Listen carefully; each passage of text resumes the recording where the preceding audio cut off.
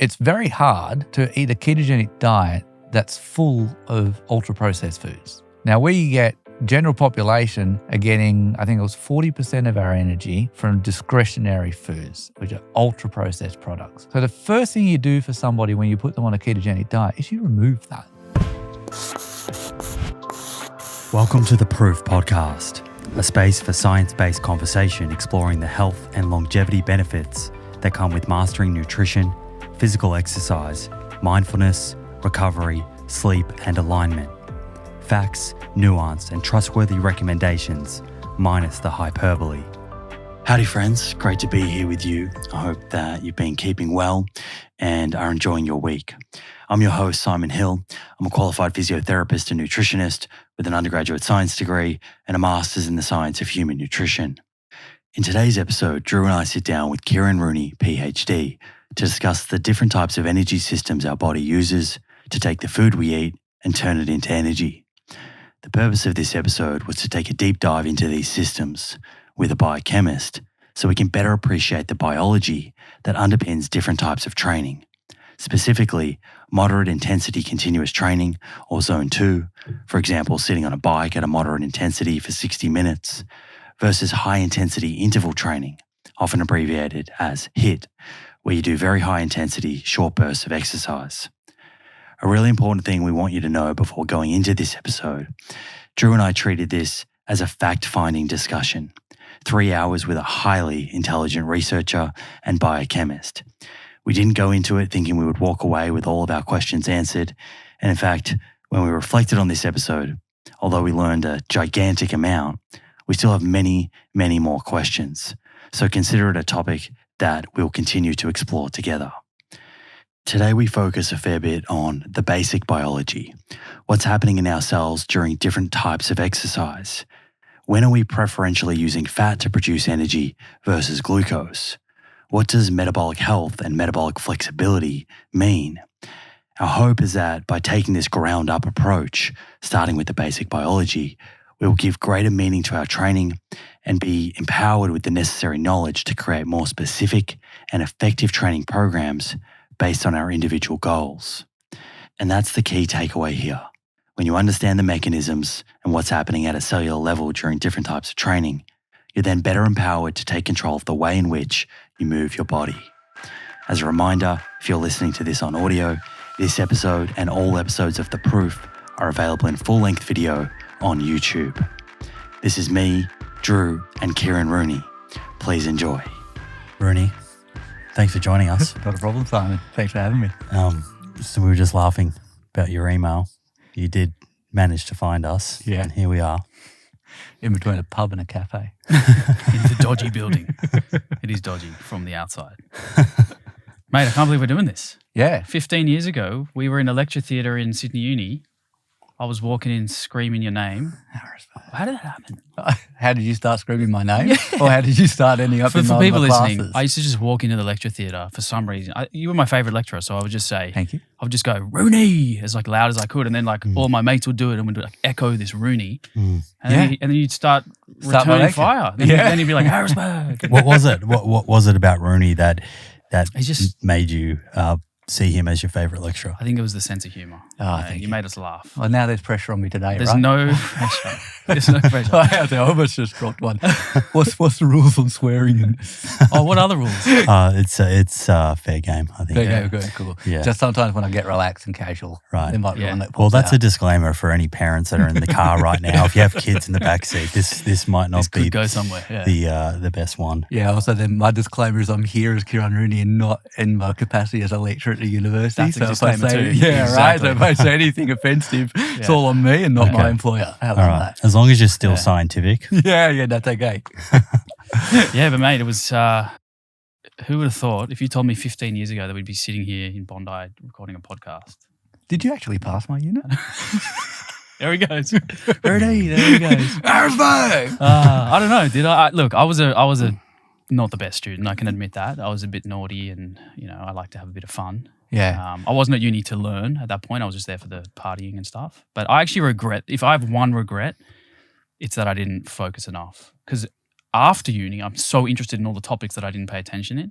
Yeah, but and this is why I'm not here in my capacity as a lecturer at a university. You've got to understand that what we learn at university is often, it's got to be conventional, it's got to be accessible, which means it's got to be consistent across pretty much anywhere you might go. So if I'm writing my curriculum for a biochemistry unit, I can give you the fun and exciting stuff that might be novel, but for all we know, that might be outdated or it might be wrong because it hasn't stood the test of time. So we're bound to textbooks that we know that if it's defensible for you to go anywhere. Right. So even if you didn't pay attention at university, that's okay because it would have been fundamental stuff that you can pretty much pick up anywhere. Interesting take. It's when you look at the elective units or when you look at the special interest topics, that's the fun stuff that you should pay attention to. And most people do that outside of uni anyway. And part of our marketing campaigns across the country at the moment is very few people are employed in what they did their first degree in. So that's not necessarily a big problem for you because, all right, you've done that foundation to teach you how to learn, how to engage with science, how to pick it apart, to then actually develop your talents elsewhere. Yeah, I think some of the biggest takeaways are just learning how to learn and understanding the principles. Yeah. And then, you know, as you say, and I think what you're alluding to is that it's now some of this information is more relevant to what you're doing today, and therefore you're more interested in getting into the intricacies and learning it. There's an actual real reason behind it. It's not just passing a subject. Yeah, I think like every year you spend out of uni, you're looking for ways to apply that knowledge that you've learned. And it's funny because today, I'm still wondering whether or not what I learned back at uni is relevant, even to this discussion we're going to have around exercise and energy systems. Is it still relevant? Have those textbooks, well, they're probably no longer textbooks anymore, but has that information changed and how much has it changed? I'm fascinated to learn about this. Yeah, and the other thing to keep in mind there is the way in which especially this field is changing is rapid. So 15 years ago, we didn't have at least 4 studies that have come out in the last 5 years that have really changed the way we might think about particular diets and fuel use, which we'll get into. So, for example, like let's take the keto study. Yeah. When you were coming through uni 15 years ago, if I wanted to talk to you about that, I had a handful of papers from the 70s and the 80s that I would have used for my classes, which we now have far more information and new knowledge from papers that came out in 2010, 2015, 2019. So if I'd made that into a curriculum in our unit, already now I'd be saying to you, everything I taught you, Drew, forget it because it's wrong or something like that, right? So, and I mean, that even that buzzword keto back then, without social media, it was like no one even knew what it was. No, it wasn't. It wasn't something. Yeah. Right. It's amazing how it's changed. I mean, I've seen you a couple times over the last 15 years. Once was at the low carb. No, that sugar film. That sugar film, that's it. That sugar film. The Damon Gammo. That's it. So you were the... I was a scientific consultant for that, which was great. So Damon reached out because he heard from some people who heard from some people that might know something about sugar. So at the time, so 2009, 2010, I was doing a handful of rodent studies. So back then, the big debate in sugar that was around was whether or not sucrose had different metabolic effects to high fructose corn syrup. Because in America, there was a lawsuit going on between the sugar refiners and the corn refiners, because there was some advertising campaign that had come out saying, so in America you use high fructose corn syrup as your sweetener, whereas here we use sucrose, right? And so there was this big debate as to whether or not one was more dangerous than the other. And independent of calories. Independent of calories. Right. It's just, the sweetness index and the fact that high fructose corn syrup has more fructose than sucrose does, and fructose was particularly damaging to the human body. So therefore, HFCS or high fructose corn syrup was worse for you. Anyway, so I was doing some rodent work out here with a colleague in psychology where we were having a look at the impact of just sugar on metabolic development, but also on cognitive development, so memory, and decided that we'd do this project because there was this argument at the moment between the different types of sugars. So we did a sucrose versus our own glucose-fructose mix, and we thought we'd have a look at that. And around about that time, the debate back here was largely around whether or not fructose was inherently toxic. So I'd gotten talking to a number of people around the place who were advocating for low fructose diets and the like, because our data came out and said, well, actually, they're both comparable for the metabolic damage. And in some instances, you might find worsening effects between the two, but really they were both awful for you. And when you say they were both awful for metabolic health, was that in experiments where you're feeding the animal like it's sort of maintenance calories or feeding it a surplus of calories? Well, the wonderful thing, Simon, about rodents is because they're in a controlled environment, they actually are awesome at self-regulating their calorie intake. So what we see happens in the rodent studies is you've got control animal and they're just in a box that's eating their standard chow with drinking water. And then in your test group, they've got chow and sugar water. Gotcha. And they both might be eating, I'll just make up a number, 100 kilojoules a day, for example, which would be massive for a rodent. But anyway, let's just go with 100 because it's easy. And you'd find that then obviously with the control animal, all 100 kilojoules is coming from the chow and there's 0 in the water. You find that in your test group, they're also eating about 100 kilojoules a day. But the difference is that they're getting 50 of it from the chow and 50 of it from the sugar water.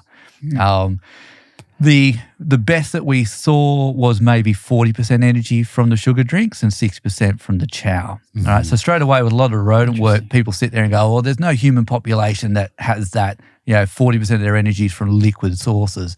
And so at the back then, there was a little bit of epidemiology checking to go, well, actually, in Australia, we're pretty close, like 20, 25%. And then we also did some subsequent studies where we then matched it. So we only gave the animals 2 hours a day access. So we capped it at like 15% of their energy coming from the sugar drinks. Right. And the key there was they still get the metabolic detriment. You just got to go for longer. Right. So when the animals are getting 40% of their energy from sugar water, within 4 weeks, they got fatty liver. Right. They're also forgetting where they left their keys and things like that. And that's even though they are regulating total caloric intake. Total caloric intake, that's right. So this is ad lib feeding though. They could easily go into a surplus of calories. Yeah, definitely. They've got access to those calories, but homeostatically they just regulate. But that's fascinating though, because what is it that's different about that versus humans right now? Yeah, so explain that so that it to help someone sort of make sense of that. Why, I think Kevin Hall did that study with ultra-processed foods, and it was, I'm not sure if you're familiar with that one. It was a couple of years ago. But yeah, just because you use your soft H, not your hard H. I call him Kevin Hall. Oh, yeah. Kevin Hall. And, Kevin Hall. in that study there where it was ad lib, fed people the ultra-processed foods, they consumed more of that food compared to when they were consuming a relatively unprocessed diet. Yeah. So what is it about the experiment that you did with the mice that you think is different? Oh, well, so when we look at the context of human eating, we no longer, I'll say just I'll make general outrageous claims about everybody. We no longer literally follow our interoceptive signals. So we have hormonal signals that control appetite and satiety, adiponectin, leptin, insulin, whatever you want to start rattling off, ghrelin and all the others. But we also have physical signals that would come through. Your belly will swell and that will send a signal up to the brain to say, oh, look, I'm actually at capacity. Maybe you don't necessarily need to eat anymore. And then you might slow down. Then when it shrinks, there might be another signal that comes through.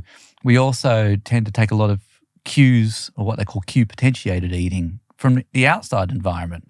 We know that we've seen in studies where people put you down, and if you sitting with somebody who eats a lot, you tend to eat more. Right. You also tend to eat more in a social context than if you're eating alone.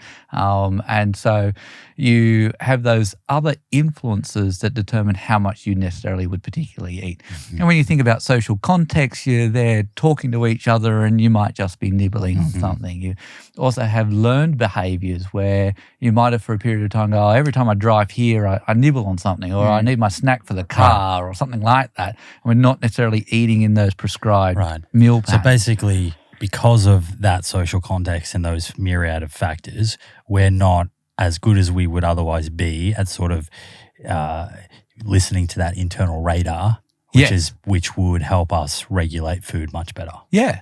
So then when we're looking at rodent studies that are so controlled, is it fair to be able to extrapolate what we learn from that feeding to our environment, which is so different? Like why are we leaning so heavily on? It is interesting. Sorry, just to interject here though. It is interesting because it does isolate the it isolates the fructose or the sugar component and sort of, at least in that model, rules that out as driving excessive calorie consumption. Right. That's right. So it points to all these other factors. Right. So one of the other worlds I live in that I love is research integrity and bias in research, specifically in animal research.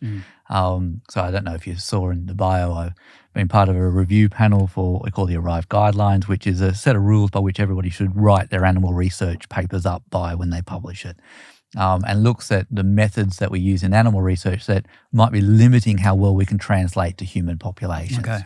And it's a fascinating area because there are certain disciplines who are like, well, the rodent studies are really limiting what they're telling us about humans. Now, in the first instance, people just immediately go, well, I'm not a rat, so obviously it's not going to work, right? But there are species similarities in which makes them useful. But I would argue only from a mechanistic perspective, and that's what you're saying, Simon, right? So we can't really learn much about how a rodent eats to tell us how a human eats.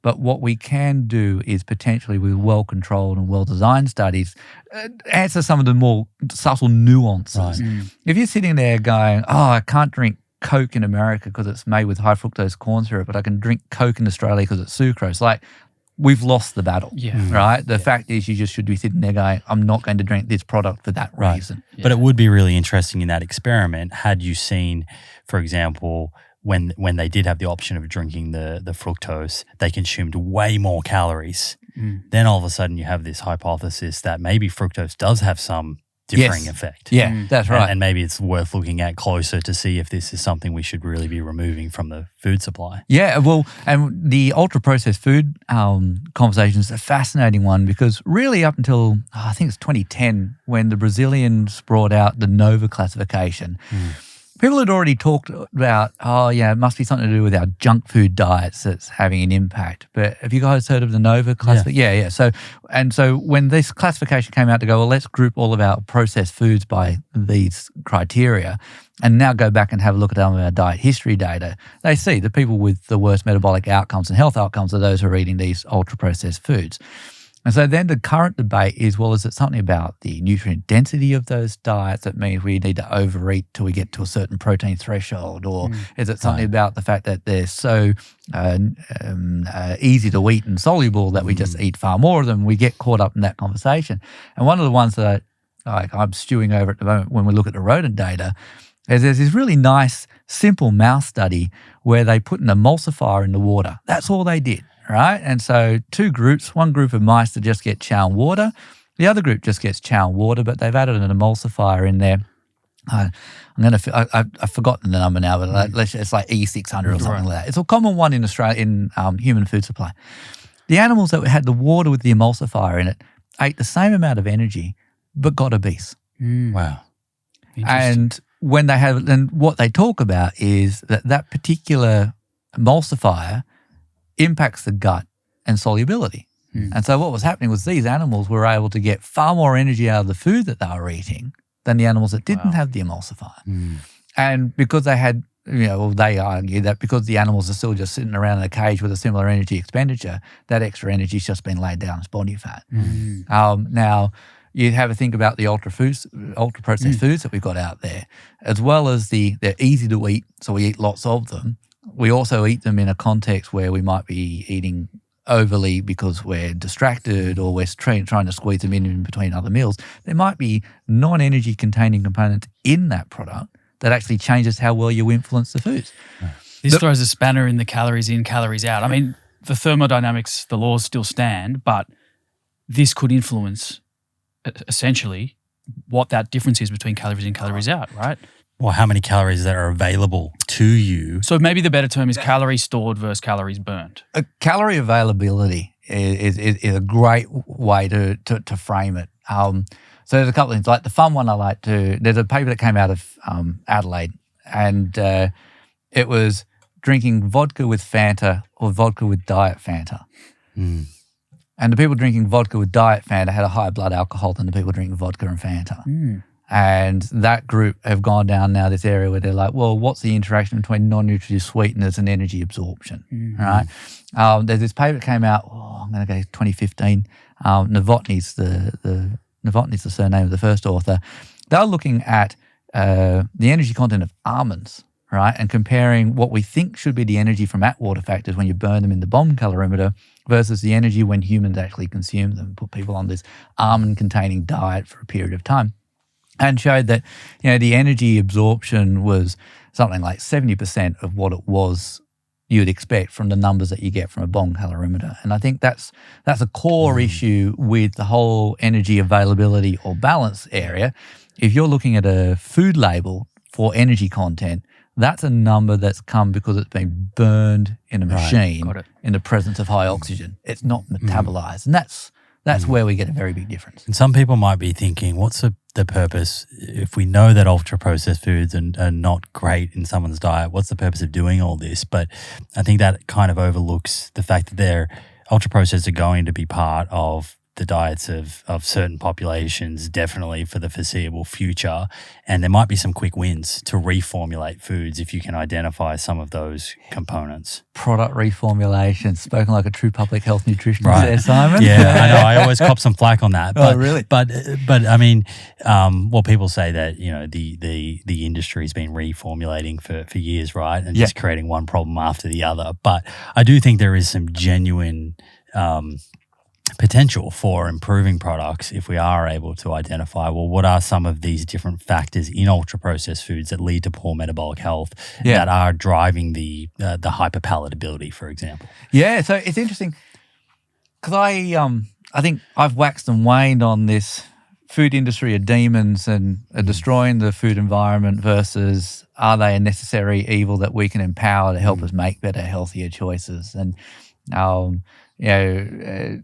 a colleague at uni, I think, made a comment which I always need to hold on to as being a very accurate and true one. And the place for food industry is that what they brought to society was food security and stability. And whether or not we want to subscribe to the social media hype, shall we say, that they've always had bad intentions to purposely make products that are going to make us sick versus... No, they made a product that was stable and available, and now we're only finding out that there's other consequences from it, and we need to refine it, is open up to the individual. I'm very much sitting in the place of I don't think they ever intentionally went to make a food product that was going to make people sick because it's easy to eat and it contains all these preservatives. It was always maybe done it with good intention, but we often see things done in good intention that have had bad consequences, right? Yeah, and it's easy in sort of hindsight to look back. Yes. But back then, if you were someone living in that era, then these foods may have posed as a very helpful solution. That's right. From a food security point of view and around the war and whatnot. And fortification of nutrients. And the caveat being, though, if at any point they had a hint or knew that there was a problem and didn't tell us. Right. And that's where a lot of the research into industry influence on pharmaceuticals and food comes from. It's the question of, did they know? Right. And if they did, at what point? And I think also there's been some trust issues with companies like Coca-Cola perhaps running studies to kind of shift the blame to exercise. And to take a bit of attention off of their products. So there's certainly some reason, I think, to sort of have lost a little bit of trust in the food system for sure. Yeah. But that's not saying that these companies can't be part of the solution. That's right. Well, the way we've established our food environment, they almost have to be. And that's one of the challenges, because it'd be nice to draw a line in the sand and go, no, we know what's essential for a healthy diet. It's no processed foods, and we've got to provide fresh eating vegetables and meats and whatever it is else that you might want from the minimally processed food barrel. But then the logistics of that for a world of 6 billion people is quite difficult. Well, we've gone deep into nutrition early here, given that the focus of this conversation was going to be more around exercise. But I love it. I think we sort of jump into the exercise side of things, and then I think we'll fall back into nutrition through that, no doubt. I want to come back to the ketogenic diet. So I guess the topic for this conversation is the biochemistry of exercise and how this may influence your training program and health, how understanding the biochemistry of exercise may influence those things. And I think that most of us, we've probably said it ourselves, I'm feeling full of energy today, or I'm feeling low in energy. And I think we have a fair idea that we eat food that we've just been talking about, and somehow we use that to create energy, which sustains our life, allows us to pick up things and move our body, etc. But perhaps we don't have a kind of full appreciation for what's happening at a cellular level. And not to overwhelm people, but I think there is benefit to understanding some of the things that are happening in terms of how we produce energy, and then being able to use that information to perhaps influence our training or influence our lifestyle to get better outcomes. So maybe we start here with a rather obvious question. What is energy? Energy 101. Yeah, we throw out that word every day. Like I said, we use it in our everyday language, but what does it actually mean from a physiological point of view, and how does our body sort of go about turning the energy in an apple into energy that our body can actually utilize? Yeah, sure. So when we go from a physiological perspective, we always ever think of energy as a chemical transfer. I've said a few times to people that there is no answer to what is energy. Nobody seems to have given one, because whenever they talk about it, they only ever describe it by what it does, which is this capacity to do work. All right. So we know we have light energy, thermal energy, chemical energy, nuclear energy. They're all talking about the same thing now if we talk about what they do, and that is allows us to do things, but the mechanism by which they do that's very different. Right? So electrical energy is conducting electrons from one area to another, for example, right? Whereas light energy is the emission of these things called photons and what have you. When we talk about in our physiology system, it's chemical energy, which is quite varied in itself as well. It might be two atoms that are bound to each other by sharing an electron, like an oxygen and a phosphate molecule. Or it might be two atoms that are bound to each other because they've got opposite but attractive electronic charges, like a positive and a negative charge to them, bring them together. Energy is the thing that's holding those atoms together. Mm-hmm. And when we think about from a metabolic perspective, we often think about this thing called Gibbs free energy, which is when you break apart those two atoms, the force or whatever it was that we're calling energy that was holding them together gets released, and that then is usually captured for something else to happen. Okay. So if you want to make your skeleton move, you need to make a muscle shorten. To make a muscle shorten, you need two proteins, one called actin, one called myosin, to cross over each other. And for them to do that, you need energy. And the energy specifically comes by ripping off a phosphate molecule from a molecule called ATP, right? Or a phosphate atom from the molecule called ATP. Yeah. So ATP is this thing called adenosine triphosphate. So adenosine is just like a sugar group with a couple of nitrogens attached to it, and it's got three phosphates attached to it. Mm. You rip one phosphate atom off, the energy that was holding it all together gets released. That powers your actin and myosin proteins to cross over each other. That shortens your muscle. Skeleton moves. Voila. Mm-hmm. And then if you want to relax it, you need to resynthesize that ATP. And then if you want to make another contraction, you need to burn another ATP molecule. Right. I have a question relating to this. I was recently listening to a guest on on Huberman's show who his claim around, say, resistance training. So when a muscle reaches failure, like true failure, you cannot get that actin crossover, right? He says that it's due to the temperature of the muscle, that how hot it gets in that muscle causes the failure. Yeah. But when I'm hearing you say that, it sounds like if we run out of ATP, we can no longer resynthesize it, we're unable to contract. So would failure training be we've run out of ATP on a local level? No. So we failed biochemistry. There we go. So Drew, I think it's around about the first lecture I point out to people that if we took a biopsy from your muscle at rest and then at absolute failure, the amount of ATP that you've lost is probably only about 5 or 10%. Yeah. If you lose ATP, your cell effectively is dead. right? So I think it's around about 60% ATP loss that you go into rigor mortis, right? And so that's when you can't move at all, right? The most obvious example being death, all right? So there are safety mechanisms put in to make sure your ATP level doesn't drop. And that is all of your fuels for energy: phosphocreatine, adenosine diphosphate, glucose, fats, proteins, ketones, all of those, their sole purpose is to be destroyed to make more ATP. Right. But what you do see then at failure is not a lot of ATP lost, but you actually have a lot of the byproducts of ADP and AMP. Right. So that is now adenosine diphosphate, so that's the ATP with one phosphate removed, and AMP, which is ATP with two phosphates removed, right?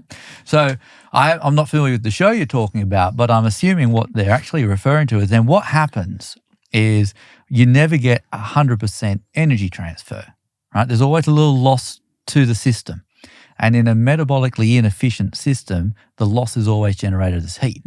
So with eccentric exercise or isometric exercise, the amount of ATP resynthesis is poorly coupled to things like the electron transport chain and oxygen costs and what have you. So there's a lot of energy loss, and it gets hotter. And that's so the less efficient the system, the more energy that's lost as heat. Yeah. Does that mean someone who has less efficient energy production in their cells would sweat differently? Oh, not entirely sure. The whole integumentary system has been a real failure in my reading. Whether or not your sweat rate is dependent upon the inefficiencies of your oxidative metabolism, I'm not entirely sure. We'll put a pin in that. We can come back to that. We can come back. I might know a guy you can talk to about that. So you have this loss of energy that makes it hotter. And the other thing to keep in mind there is metabolic systems. It's not necessarily chance that certain reactions take place. So you need other proteins, functional proteins in your cells called enzymes, which make things happen. So, for example, if you took ATP and just dropped it in a jar of water, it wouldn't just itself spontaneously break down into ADP and a free phosphate and release energy, right? It might over many, many, many, many hours, days. So if you want that to break down to release energy, you need an enzyme to rip the phosphate off. Now, those enzymes work best at different temperatures. And then you can get to certain temperatures where they stop working well. And so there could potentially be these enzymes that are functioning best when your temperature is around about this. Then when it gets out of it is no longer as optimal. But a lot of that data is from lab stuff, like it's huge jumps. This enzyme might be really efficient at 30 degrees and not efficient at 40 degrees. But we don't see that kind of variance within your cell. Interesting. Right. But, creatine, for example, you mentioned creatine there, right? And that's been quite well studied to have some ergogenic benefit. So is it possible that in a scenario where you didn't have enough creatine on board, can that be a limiting factor in terms of your ability to produce force? So the creatine story is an interesting one, right? So because not everybody responds to it. I'm a non-responder. I've volunteered for a number of studies to find that out. Is that a big percentage of folks that don't respond? I'm trying to remember what it is. Hey, but it's big enough. Yeah, it's big enough. Like not enough for it not to be financially viable, but enough for there to be people who have wasted their money on it for no effect. Put it that way. For some reason in my head, it's something around about the 20% range. But the key is that you need to have increased your cellular phosphocreatine content by like 10 to 14% for it to have a benefit. And so some of us are just genetically already at our maximum phosphocreatine content within our muscles. So no matter how much I eat, I just digest it out and grind it out. And my muscle phosphocreatine content won't increase when I've been part of those studies. Now, so is that dose dependent though? Like if you tripled the dose? No, did the maximum loading dose. And, that's just at my threshold. Really? Yeah. Okay. So what we see there is, if we take the creatine, for example, it's phosphocreatine that's important. So you'll eat creatine, and then when you get that into your muscle cells, if you're fortunate enough to be able to do that, then you'll phosphorylate it and turn it into phosphocreatine. So that is creatine with a phosphate molecule attached to it.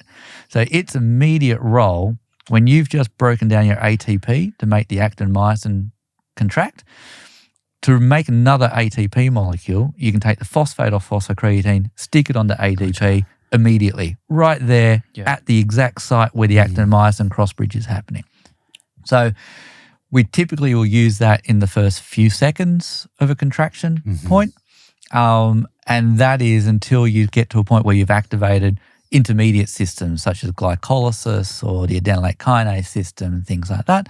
Or more importantly, then until you get to your more oxidative and using your mitochondria and things like that. Now, you might burn through a fair portion, maybe 60% of your phosphocreatine in that first 30-second effort or so. And then these other systems should have kicked in and been making your ATP for you. And then you can maybe replenish that phosphocreatine during your exercise, or you hold on to the small bit that you've got for your final burst. Got it. That's fascinating. I mean, that's why, in particular in resistance training and power athletes benefit from creatine, but you don't see endurance athletes, you know, necessarily loading on creatine to try to get that extra bit of benefit. So there's been a few studies though where people have looked at endurance performance, because what was seen, I'm going to say early 2000s, everybody only ever thought of phosphocreatine as being important for the immediate energy system, that first 5 to 10 second burst or the last 5 to 10 second burst, when you need to really increase intensity quickly. And so your metabolic demand for ATP is far greater than the rate at which you can make it from glucose and fats, right? And so you have this immediate energy system that covers that time. Can I interject real quick? Yeah. Are we talking about the rate of actin myosin? Like, what is the limiting factor? So you're saying like the first, say, 3 seconds of a 100-meter sprint. Yeah. Right? We're going to rapidly contract muscle. Yeah. So we need to have lots of ATP really quickly. But is that responding to the speed of contraction of the muscle or the intensity? Like, how do you quantify the intensity of that output? Does that make sense? So like, when let's say you're going on a long run and you want to save, you need to sort of push, like Tour de France, the last bit of a race. You need a sprint. But you've been going for 4 hours. Yes. You need to have some ATP available at the end so you can have that immediate sprint, even though you're under fatigue. Yes. What is it about that muscular contraction that's saying, okay, it's time to use the ATP? It's the rate at which you're doing it. So it's the speed of the contraction. Yeah, so you'll increase intensity, and you'll either do that by increasing velocity or increasing force, right? And in some instances, you might be doing both. Okay. And so if you want to start contracting your muscle really quickly, then you need to have a lot of ATP available for it. Right. And the ATP will become limiting if you're not replenishing it with any of your fuels, right? Yeah. So what we saw around about the 2000s was it's not just that immediate increase in intensity where you need this immediate use of phosphocreatine. There's a shuttle where, so you'll make, if you're burning glucose and fats in an oxygen replete condition, you're using mitochondria, you make ATP in the mitochondria, but the mitochondria aren't directly at your actin myosin crossbridge where you need the ATP. Mm-hmm. So you've got to get the ATP from this area where you're making it to this area where you need it. ATP is a really valuable energy molecule in the muscle cell. And so there's lots of reactions that would love some ATP. So there needed to be a way in which we ensured the energy that was in the phosphate bond of ATP got to where it needed to. And so it was this phosphocreatine shuttle that was discovered. And that is the enzyme that can take phosphate off phosphocreatine at the actin myosin crossbridge. It's also in the mitochondria, but works in the opposite direction, where it adds phosphate to creatine to make phosphocreatine. And so what people tracked was, well, actually, you can make ATP in the mitochondria, but you turn it into phosphocreatine at the mitochondria, and then it can safely traverse the muscle cell to get to the actin myosin crossbridge, and that's where it gets broken down to make ATP. Gotcha. And that's where it becomes more poignant then that, well, energy, it's not really even ATP that's important. It's what's holding the phosphate bond together that's important. Yeah. Right. And that is what we don't know necessarily what it is. Wow. So if you're an endurance athlete, just to kind of round this out, is there benefit, let's say a marathon runner, is there benefit of going through your training period with saturated creatine stores Yeah. and supplementing all the way up to the event? Yeah, so the papers have used creatine for endurance events. Have looked at a low dose. It's like, so, you might typically do 25 to 30 grams a day for 5 days and then hit 5 grams a day for a 3-week period. Whereas in an endurance event, you don't necessarily need that loading phase. You could just have the 5 grams a day over a 4 to 6 week period. And the idea then would be, if you're a responder over that longer period of time, you should be able to just slightly increase that energy system. So during my PhD, we use this in rodents to manipulate the pancreas. So the system by which your pancreas responds to glucose to pump out insulin is all dependent upon ATP flux through glycolysis. So the pancreas senses glucose, burns it through glycolysis, makes ATP. The ATP shuts down a cell membrane that allows the release of insulin, and away you go. Now, so what we did was we primed a whole heap of rodents with creatine. So absolutely no effect in the muscle because they were already at their highest load. But when we looked at the pancreas, these guys were pumping out 2 to 3 times the amount of insulin for the same amount of glucose that they were eating. Wow. This is so interesting. From like a personal, selfish perspective, I've got an interesting anecdote with creatine use in myself. Right. And maybe you have a biochemical answer for this. Go for it. But so when I started creatine for the first time ever, which was quite recently, maybe a year ago, my insulin sensitivity improved, my glucose tolerance improved. I was trending low way more often. Yep. And I had to reduce my basal insulin. Yeah, right. I had to reduce my insulin to carb ratio at meals. Yeah. And then I cycled off it and it sort of worsened a little bit. Yeah. And obviously I'm one person, so it's not the best experiment, but I've got a friend who's type 1 diabetic as well, who lives in America, Cyrus. And I said, have you ever tried creatine? Let me know how you go. He calls me a few months ago and he goes, mate, I started taking creatine and it's had the same effect. He's going low frequently. He had to reduce his insulin dose. And now, but where this really sort of tricks me is we don't produce insulin. So what you're talking about is that endogenous production of insulin, right? Yeah. I don't produce insulin. So what effect, how is that creatine impacting my glucose levels or insulin sensitivity if my pancreas isn't even producing any? So, all right. So I was doing my PhD 1999 to 2003. And there was a paper that had come out in, I think it was 1991. And I'm going to, unfortunately, politically possibly get this wrong. I think it was out of Croatia. And it's the only paper, I mean, it's been a while since I looked, but it was the only paper at that time that had given creatine to type 1 diabetes patients. I haven't even seen this. And showed an impact on their insulin levels. Because at that time, we decided, once we saw the effect in rodents, we thought, oh, well, let's see if we can do this in some humans. And the humans who typically eat a low creatine diet are vegetarians. So we recruited vegetarians, loaded them up on creatine. We didn't see an effect on insulin, but we saw an effect on glucose. We published that paper. Wow. What was the effect that you saw on glucose? I'm trying to, I believe it was lower, but I can't quite remember. Because then we applied for funding for a few years, but never got it. On the basis, so our applications were, we got some spotted rodent data. There seems to be something in the human world that we don't quite understand. But if you gave us some money, we might be able to unpack a little bit more. We think creatine loading could impact insulin sensitivity and release in diabetes patients, both type 1, type 2. It's fascinating. We never got any funding for it, so that just got parked and is sitting by the wayside. But there could be 2 things that are happening to you here. There's either, so part of my feeling from the rodent data would be, oh, we got data that suggests we can increase the amount of insulin you're releasing. But as you say, you shouldn't be technically producing insulin. But I haven't checked my C-peptide for a while. Well, this is the thing, What if I've had that little bit of a nudge to my beta cells and I've got a little bit that's getting produced? Is that a possibility? I'm going to say yes because I never cross out anything until I've got an absolute no, right? The alternative side of things as well, though, is creatine can influence cellular hydration status, right? So you can increase water of the muscle. And when you increase water in the muscle, you can increase glycogen storage capacity. And so if you can now also increase your capacity to store glycogen, that's going to put a drag on your blood glucose, right?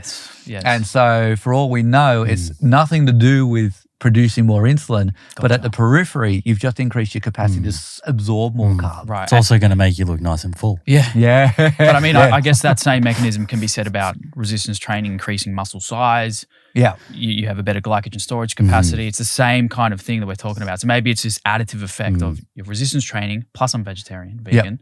So, vegans are often, Right. would you call them hyper responders or just more ergogenic effects come from creatine? Well, there's a in lower baseline level of creatine to begin with. So there is a greater benefit if you're coming from a lower store. Yes, because the benefit that you get from it's dependent upon the amount that you've increased, not an absolute That level. actually brings up an interesting question that I have. What does this say about, so if we're saying that the body produces creatine, but an optimal level, say for performance or endurance training, is achieved through supplementation,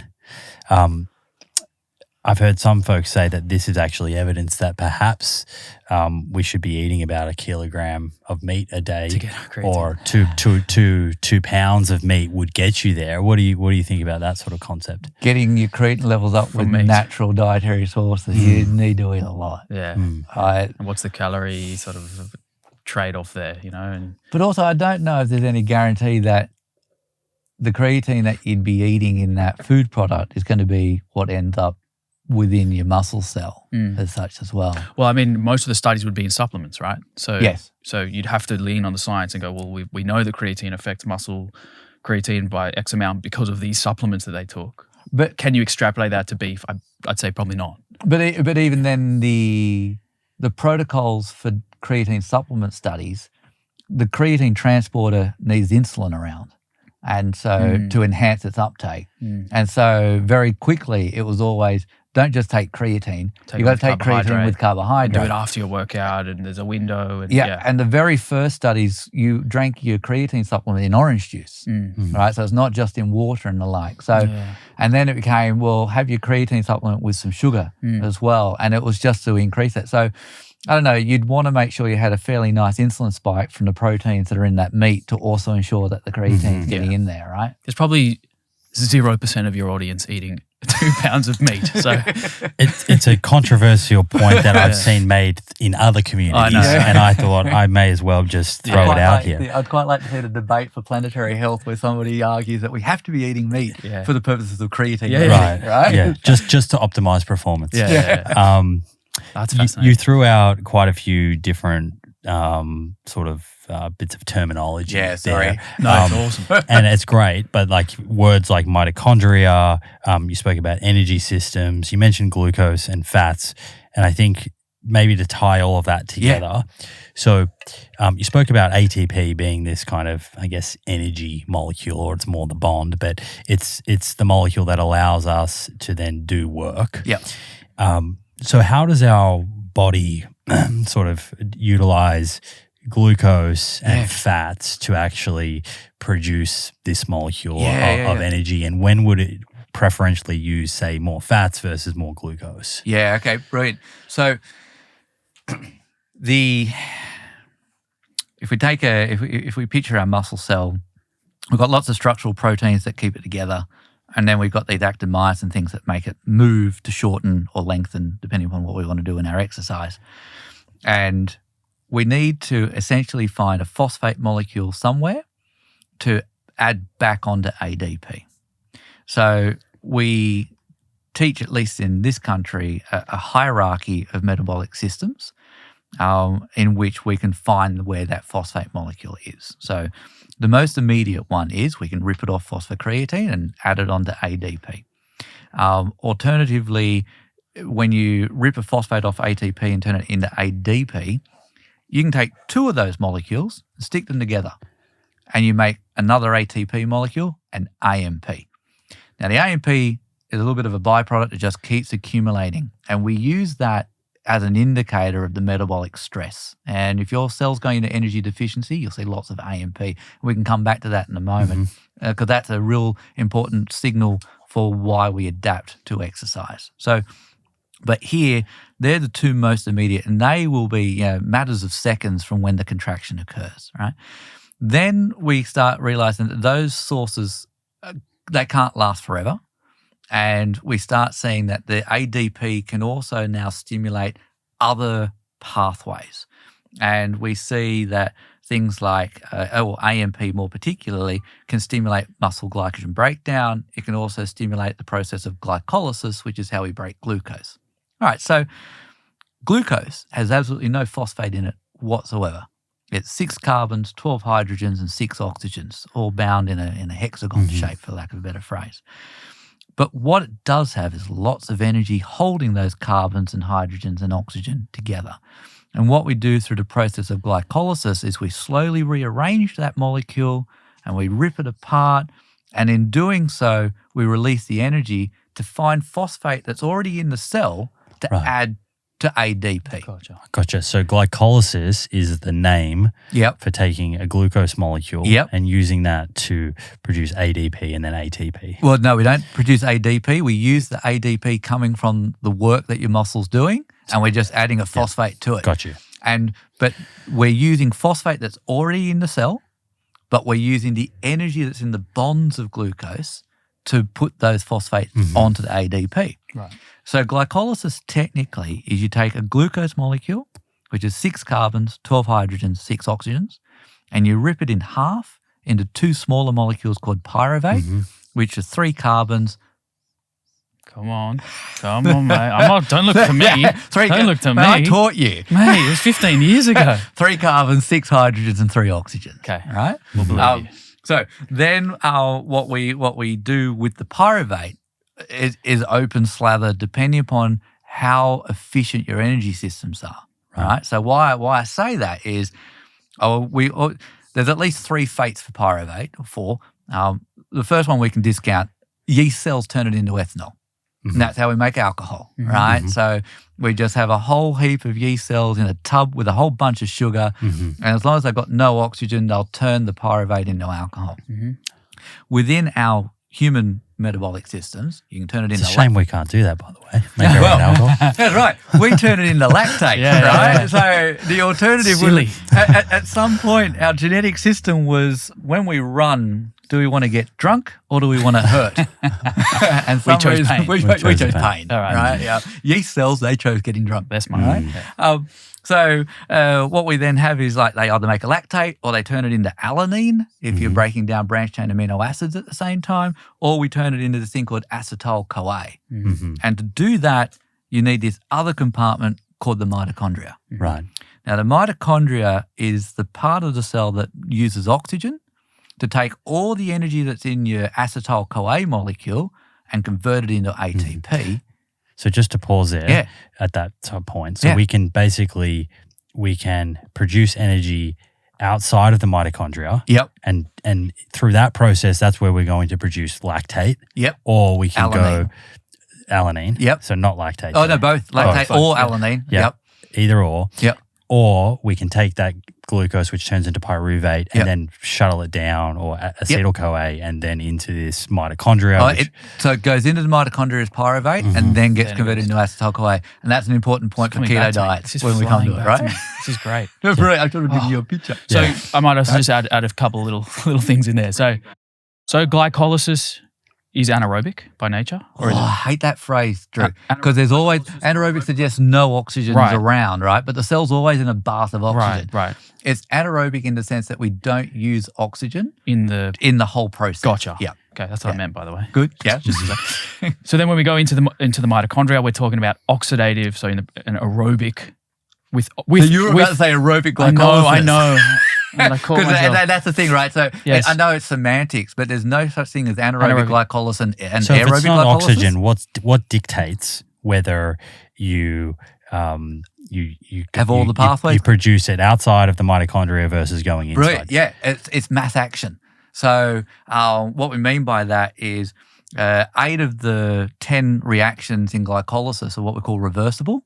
So the energy transfer for those reactions to occur is almost zero, and it just depends upon whether or not you've got the reactants available that the reaction goes first. So you put a lot of glucose into the cell, and it goes and gets converted into the next stage of glucose 6-phosphate, and then that just falls into getting converted into fructose 6-phosphate because there's more G6P around. And then the next reaction goes, there's lots of that, so I'll convert it into this. There's lots of that, I'll convert it into this. And it just cascades down into pyruvate when you force feed into it. Got you. Right? There's 2 regulatory pathways in there that need to be turned on for the whole thing to work, and they are sensitive to AMP and ADP. Right? So as long as there's an energy demand, then those two reactions open up and the whole cascade occurs. There's no energy demand. Those gates stay closed and glycolysis won't occur. Okay. I might just try relate this back to like something a bit more practical from like an exercise physiology point of view. So typically speaking, we think about glycolysis as a faster burning process that allows you to sort of run a bit quicker or heart rate at higher intensity. So we're thinking sort of shorter duration bouts of exercise, say like HIIT training or sprinting. Glycolysis is going to be the main pathway because it's a quicker ATP resynthesis pathway. Is that I'm going to say fair to say? Yes to an extent. Okay. Right? So And we haven't even yet defined what the other pathway is to produce energy. We'll get there. So I was just going to add on to that. So then we also have fats, right? Yeah. And fat also has absolutely no phosphate into it.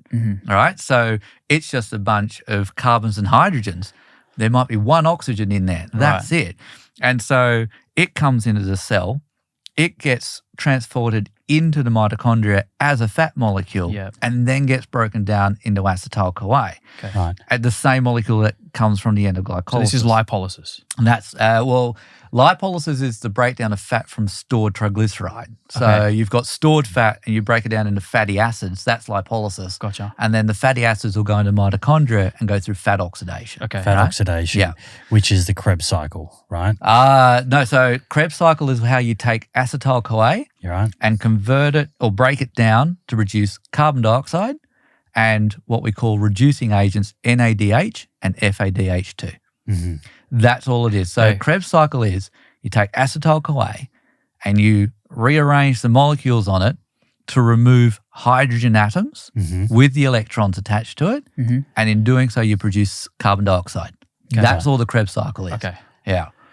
All right. So let's compare just for the sake of trying to be practical. It's a lot. It's a lot to take in. Right now, we're basically speaking Spanish. Like we need to put this into English. So glycolysis, high intensity exercise. We're going to use that pathway. It's a more, what would you call it, like a more rapid ATP resynthesizer. So I was coming back to your question, Drew, right? Now, the reason why that's important to point out, right? So you've got both glucose and fats giving you the exact same end product before we hit the Krebs cycle. Yep.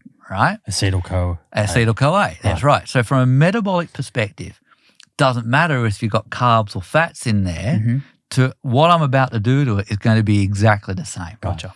So what I do with it then depends upon this system called the electron transport chain, and that's where you're burning or consuming your oxygen. Right. So the rate at which you remove products out of the Krebs cycle depends upon the rate at which you're consuming oxygen. So that's your VO2 max or your VO2 peak. And then the rate at which you feed into the Krebs cycle depends upon how quickly you can get acetyl-CoA from either glucose or fats. Got it. Right? Now, just to add a little curveball, because we'll come back to it later, ketones also make acetyl-CoA, and so do amino acids. Okay. Right? So that all the main fuels that we use all converge at that one point. Okay. And so when we think about what fuels we're using for your exercise, it all depends upon how quickly you can get fuels to that point.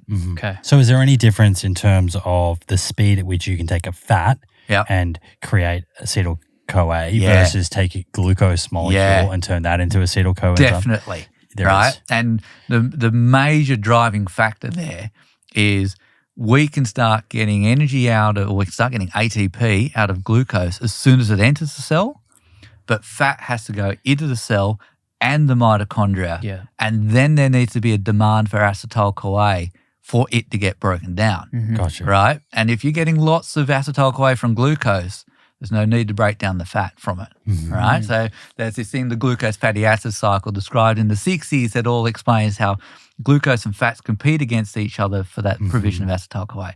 So if we come back to Drew's question, your first 30-second sprint, by all means, is most likely getting fueled by a bit of phosphocreatine, a little bit of adenylate kinase, which is the ADP system, and glucose through glycolysis. Yep. Bam. Okay. We know that. Yep. However, if you decide for some silly reason you want to do 8 of those sprints and have like a 2-minute or 3-minute rest in between, that 8th sprint is not necessarily being fueled by glucose. Okay. It's now being fueled by fat. Okay.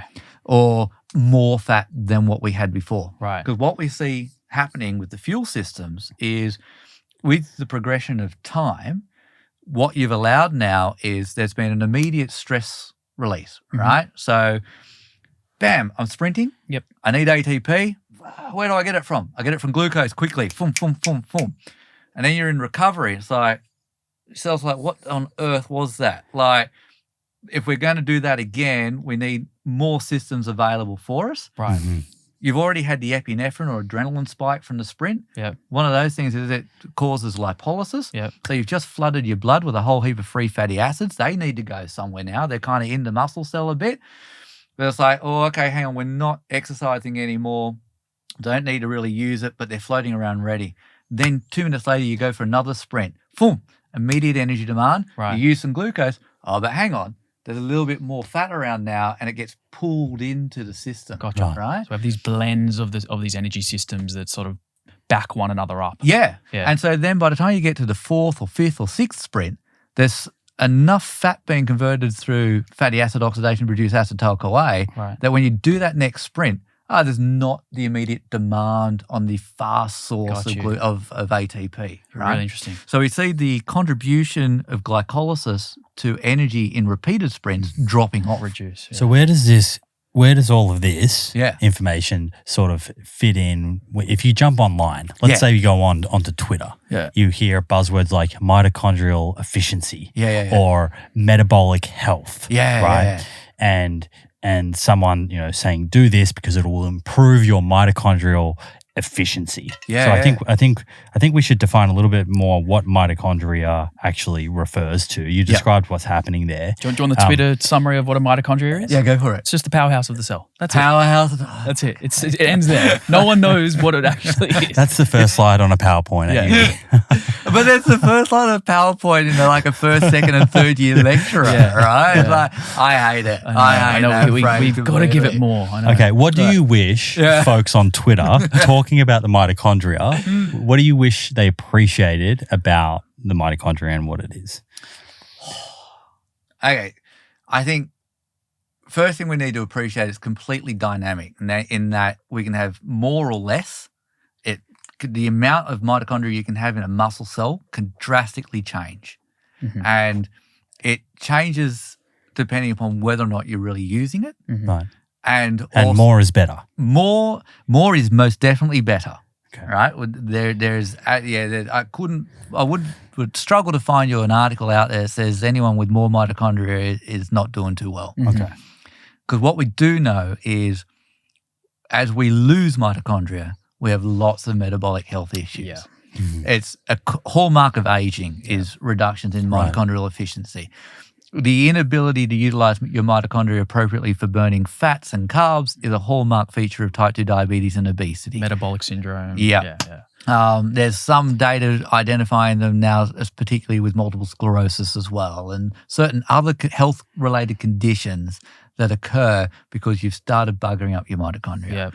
The other thing is there's an interesting backstory, depending upon how much you believe the history of it all, where it was actually a bacteria cell all on its own right that became in a symbiotic relationship with our muscle cells. Wow, I haven't heard that one.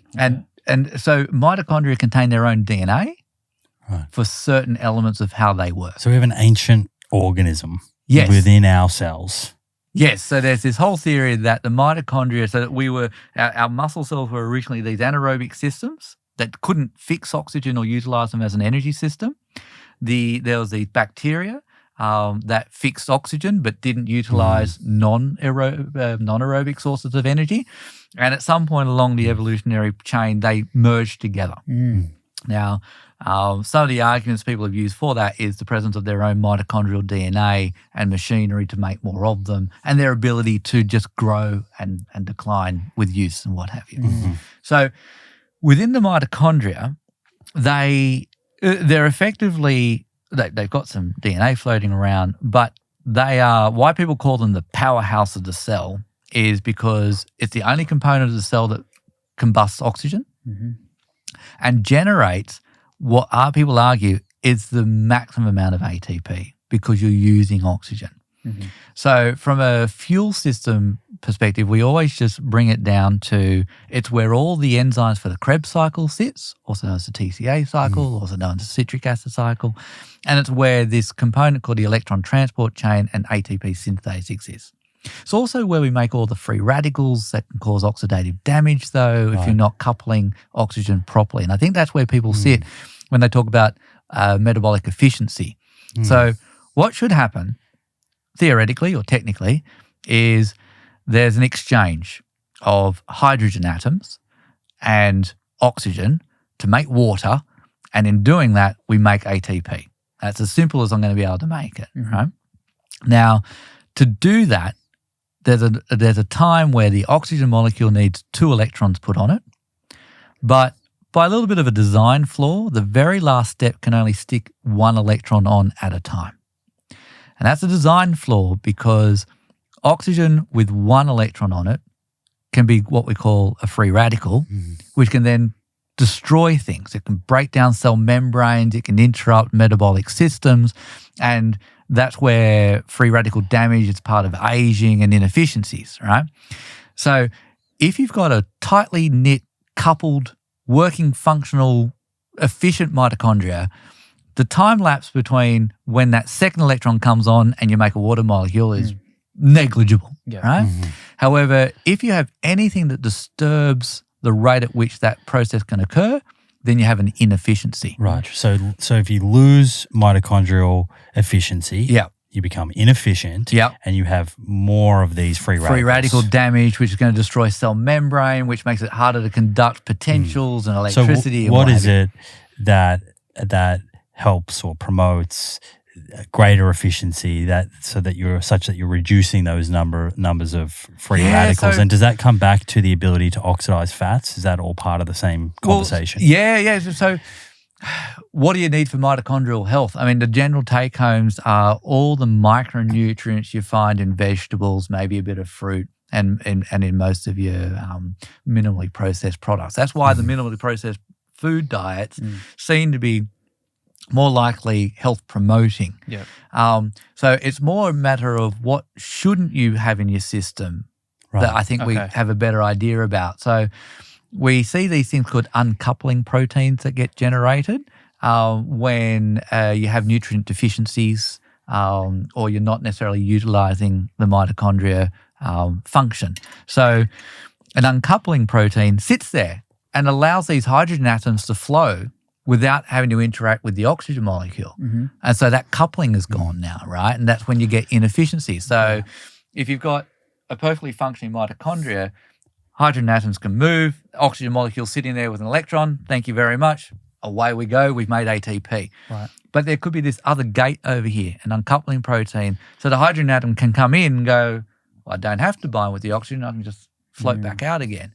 So the oxygen's sitting there for a little bit longer, so that lag for it being a free radical is longer, and then we have this issue. Now, those uncoupling proteins, they get promoted by ultra-processed diets.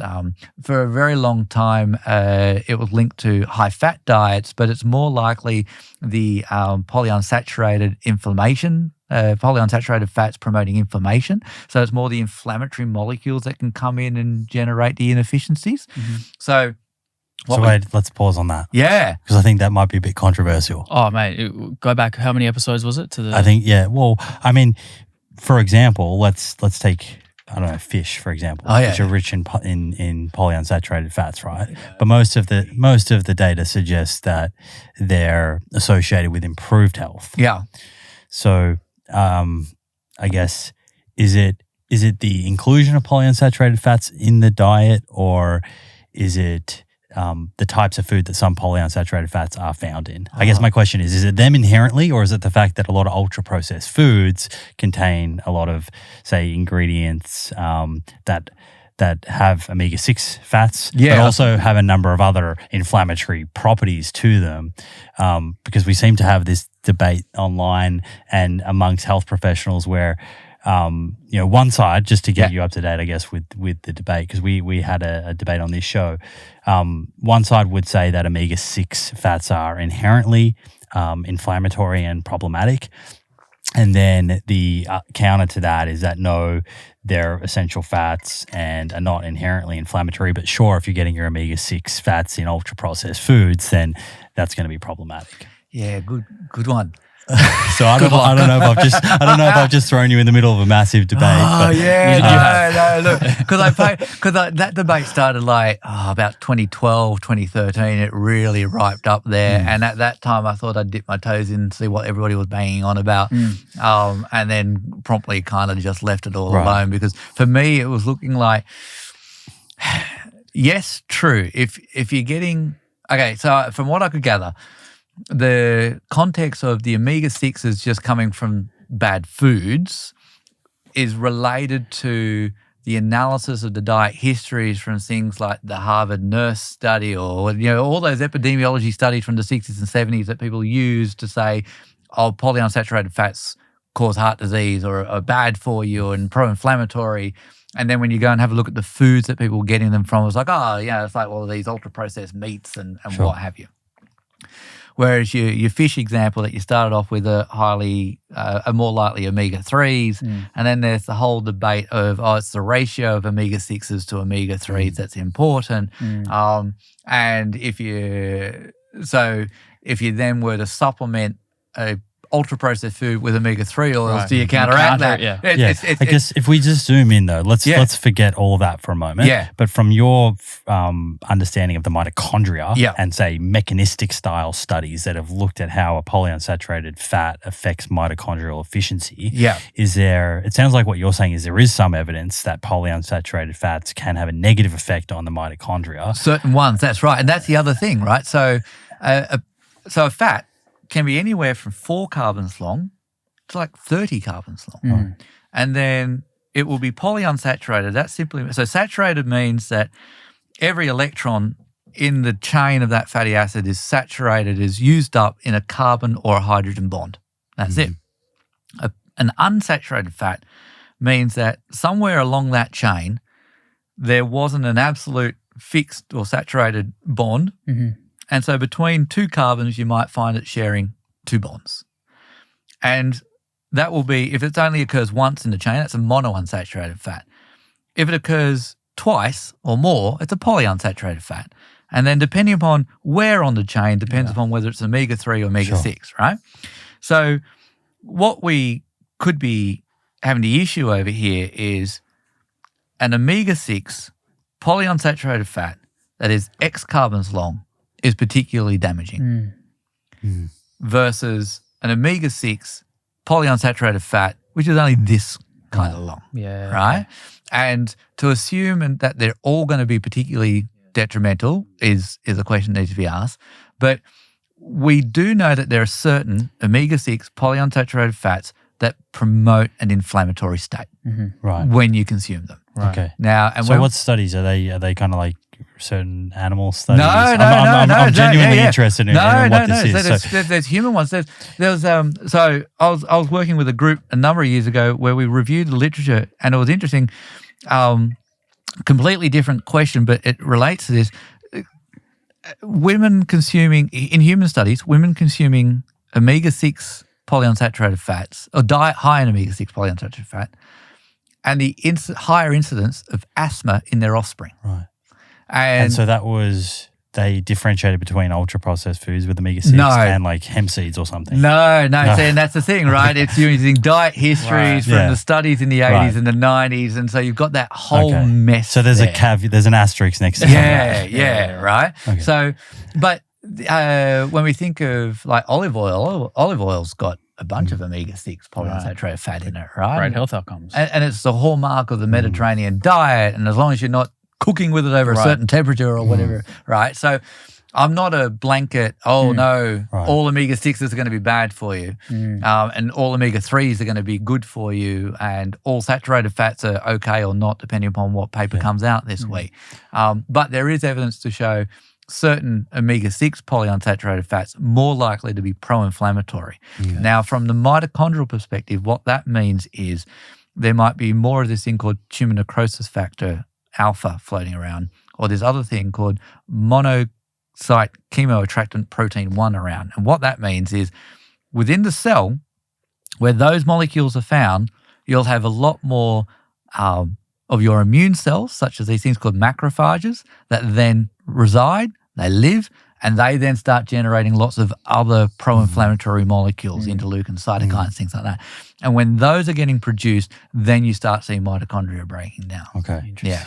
Interesting. So a couple of things. I think we put a pin in the omega-6. I want to come back to that. Yeah. I'm going to send you a paper, a review by a scientist. I think his name's Philip Calder. Okay. It was a recent review that I read, and it was about some of this stuff on inflammation, which I think is interesting. But of course, there's a lot of nuance in it. And so maybe we can come back to that. And with that, if we think about things, so the example I think of, there's a Sydney Diet Heart study. Right. And the polyunsaturated fat that they put all of these men onto was safflower oil. And because it was supposed to help them for their cardiovascular disease risk. And it made conditions worse for them. Now, we don't use safflower oil anymore. Right. But it's an omega-6 that one came up in the debate. Oh, did it? Yeah. There we go. And I think there's an asterisk, that's a slight asterisk on that study. Yeah. This is fascinating. I love this. Yeah, well, the margarine that was used, the safflower margarine, that was, what was the brand name again? It's escaping. Can't recall, but it had a high percentage of trans fats. Yeah. So it's kind of... Can you make a trans fat-free margarine with safflower oil? Or was that a confounder that actually influenced the results of the study? Yes.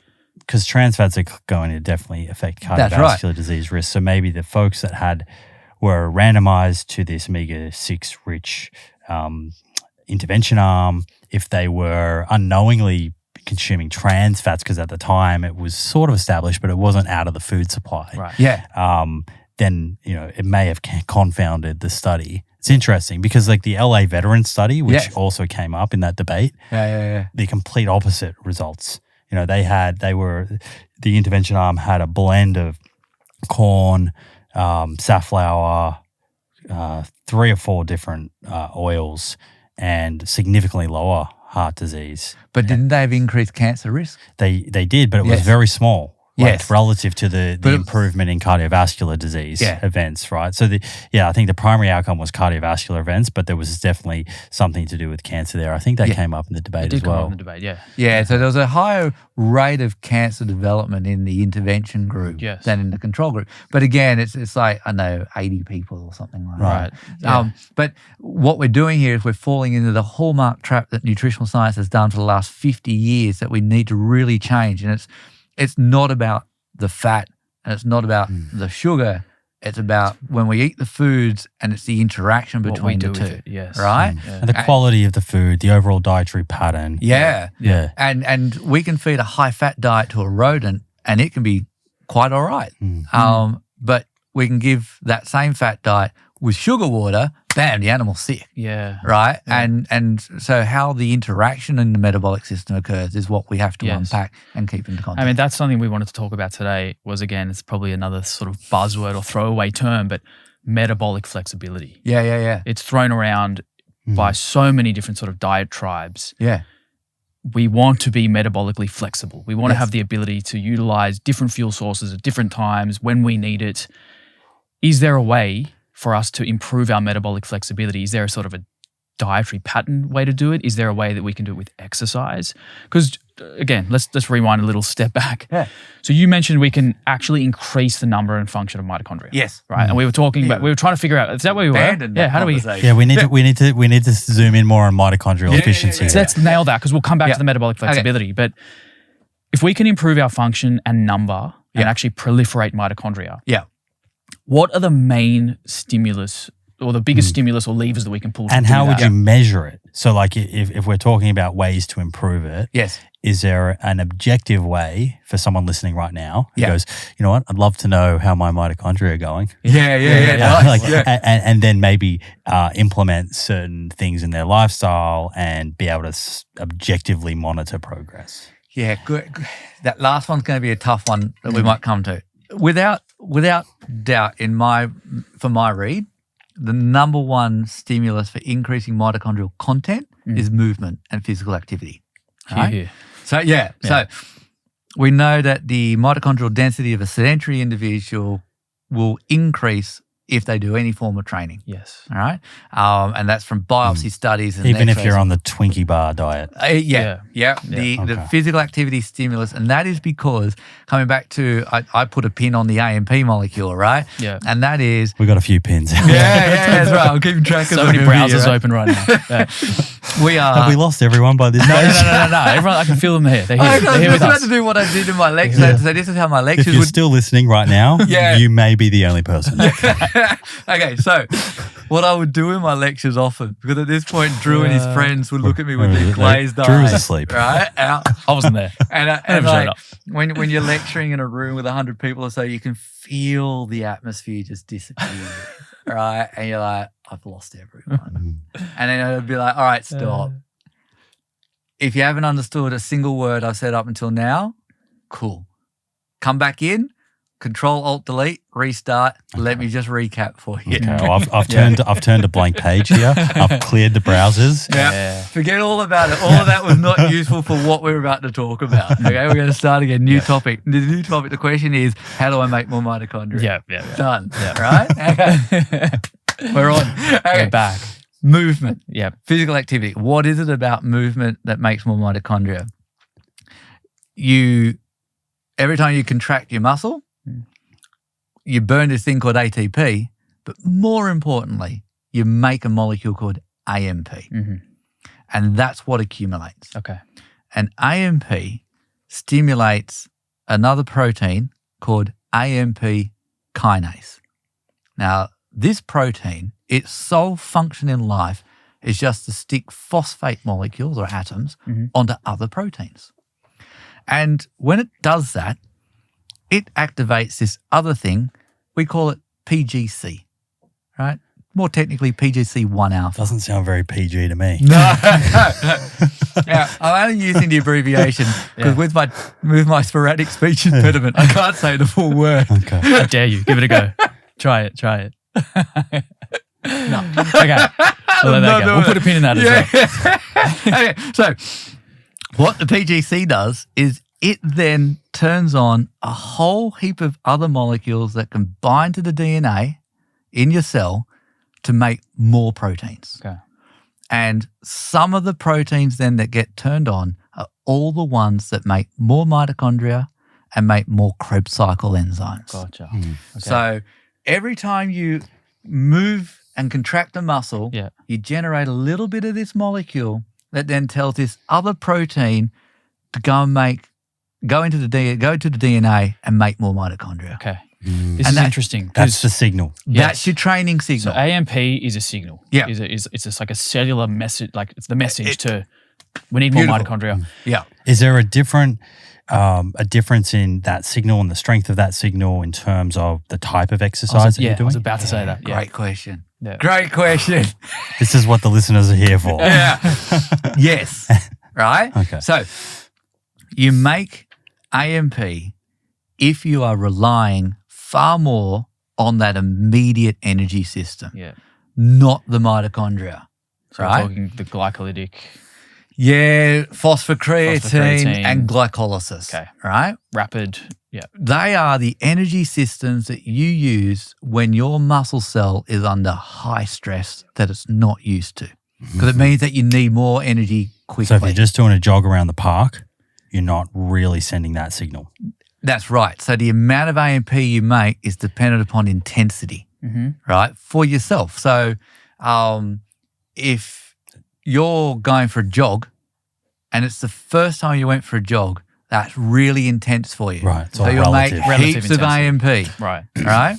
So let's say you decide to go out for a 6-minute K pace, but you've never jogged before.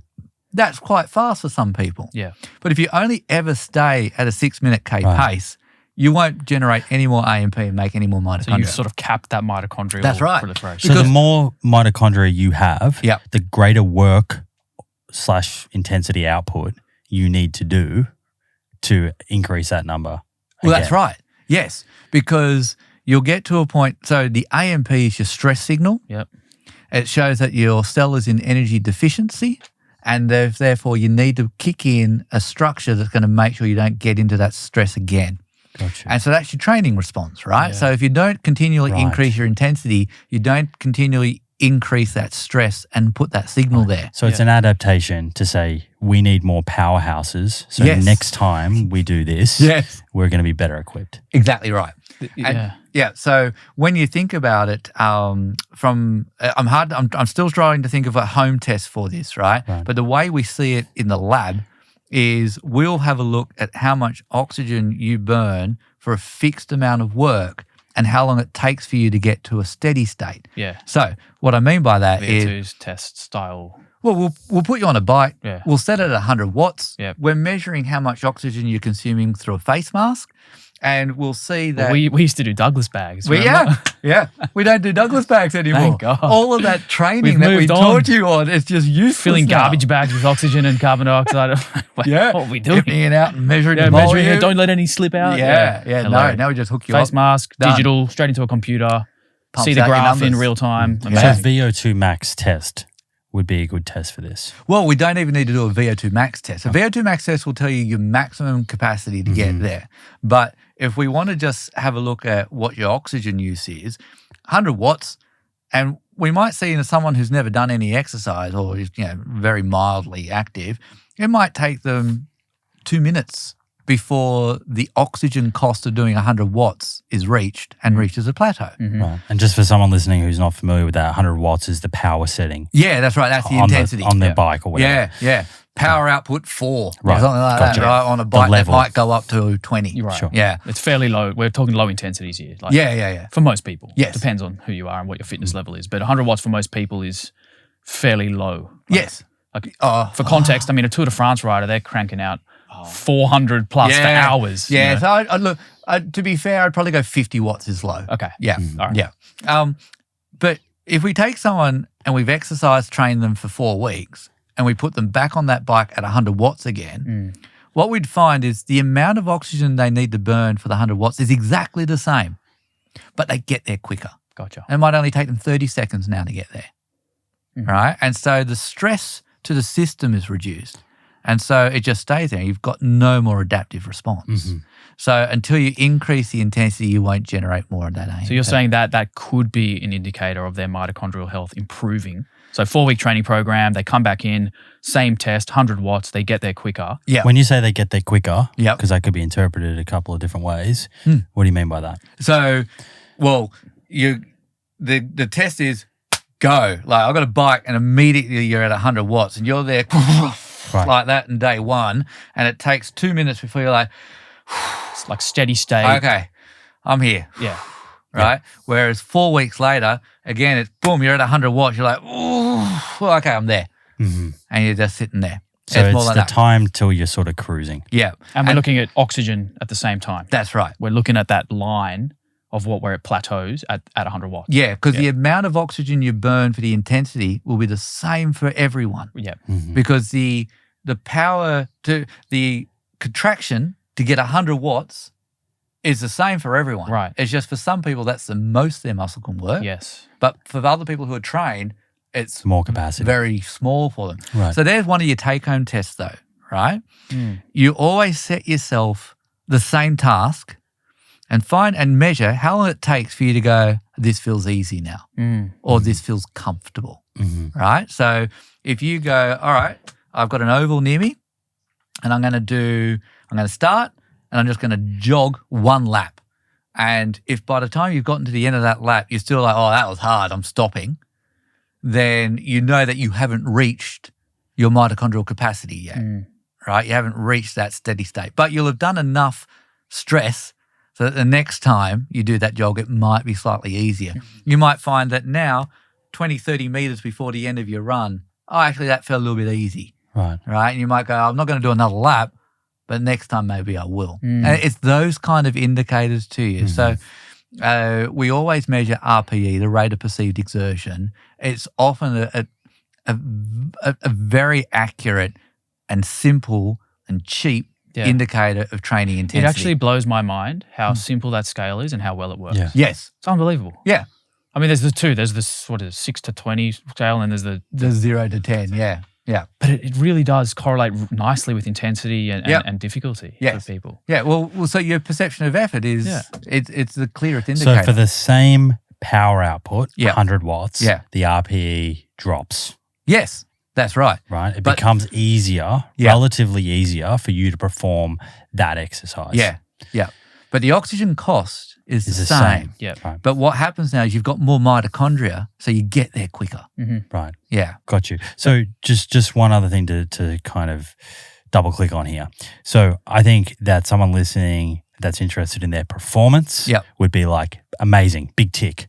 Great. I can improve my performance Yep. by increasing mitochondrial density. Yeah. And you explained how to do that. We may delve deeper. We'll see how we go. But I'm interested in sort of how does having more mitochondria actually translate just to better overall health and, say, longevity? Yeah. Great question. So, so if you've got more mitochondria, it's more likely then that you've got a greater capacity not to produce these free radical molecules that we know are going to go around, destroy membranes and increase the rates of aging and things like that. They also interfere with energy transfers. So you've got better energy coupling or efficiencies, as they say.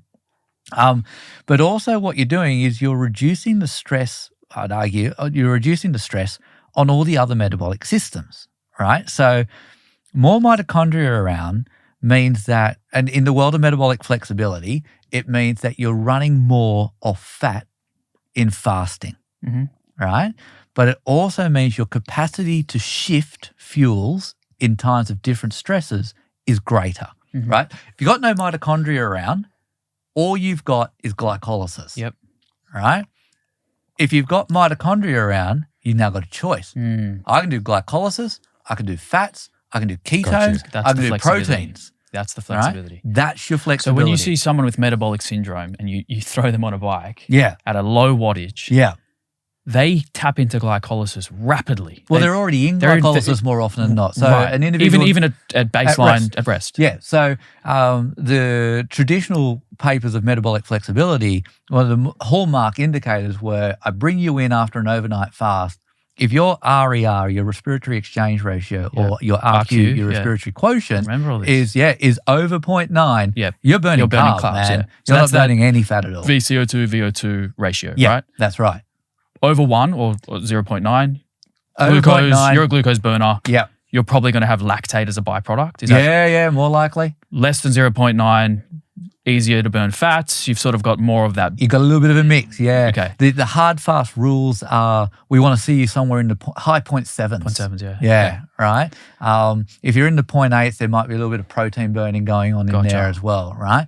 And so we would bring you in after an overnight fast, and already at that point we're going, all right, you got a system that's running on carb, and then we could put you on a bike. And there might be a subtle decrease in RQ as you start burning more fat, but it won't be as pronounced as somebody who's metabolically flexible. Gotcha. And so the current This makes me laugh. We've been geeking out hard on like testing our lactate during moderate intensity workouts. So Simon got a lactate meter, and we went to the gym the other day. We got on a bike. We had another friend there, and at rest.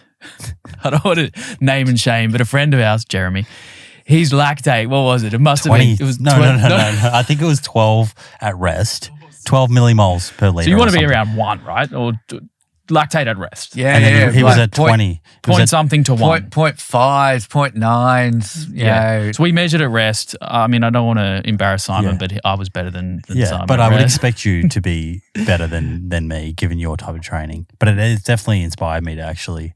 Yeah. So we measured resting lactate. Yeah. I was around 1. Simon, you were 2 or 3. Jeremy was maybe outside of that. I was 1.9, mate. Okay, 1.9. Sorry. Nice. Okay. Just to clarify, I wasn't. We 3. then did. I think we did like. No, I think I was 1.3 actually. Okay, we're just fabricating numbers Yeah. now. That's I was how we're doing. I mentioned my resting lactate at 1.1 the other couple of weeks ago, and I was freaking out. What's going on with you guys? We need to be. Anyway, we got on a bike for 20 minutes and we did sort of like a talk test. Three of us, nice easy pace, what felt like what we'll call colloquially zone 2, which we can get into in a second. Moderate intensity, continuous, steady state cardio. We did 15, 20 minutes, easy pace. We checked our wattage. We were all very similar. We all said, let's hold about a 150 watt. Yeah. Did 20 minutes, got off the bike, retested. I was the same. I literally had not moved, which my sort of assessment of that was that the intensity was so low that I didn't need to tap into glycolysis. I didn't have any lactate as a byproduct, that I was using lipid or fat oxidation. That was my assessment of it. You can correct me in a minute. I feel like you're and about to tie back to your story, that wouldn't be a strong enough signal to produce AMP to then say he needs to make more mitochondria. He needs more mitochondria. The intensity was too low to get that AMP signal. Yeah, you've probably got a little bit floating around, but it's not enough to say, hey, mitochondrial more biogenesis. Yeah, it's probably enough to turn on glycolysis because AMP also does that. Mitochondrial biogenesis. Yeah, did you like that? Yeah, nice. You worked that one in nicely. So we all checked our lactate. Which means making mitochondria. Yeah, exactly right. Genesis, creation, yes. Bio, yeah. Very clever. Yeah. So a couple of the other lads had an slight increase in lactate. Yeah. Lactate, Jezza like tripled. I've named him. I already named him Jeremy. So he tripled. I'm going with Jeremy in the lab at some point. He's never done cardio in his life. He's a special guy. Then we got back on the bike and we did high intensity. We did 30 on 30 off for 4 minutes. We followed like a protocol that you generally see in exercise physiology studies. And we retested. Jeremy was 20 plus. You were 10-ish, I can't remember. And I went up to like, say, 6. Yeah. Right? What was interesting was we all held the same wattage. So we all said, okay, let's go 30 on, 30 off at 450 watts, I think we held for 4 minutes. Okay. We were looking at each other's bikes. We were all in that slot, and then we retested. We all had these very different responses. Yeah. So my question to you, and you can correct me on my previous assessment. I probably will. Yes, please do.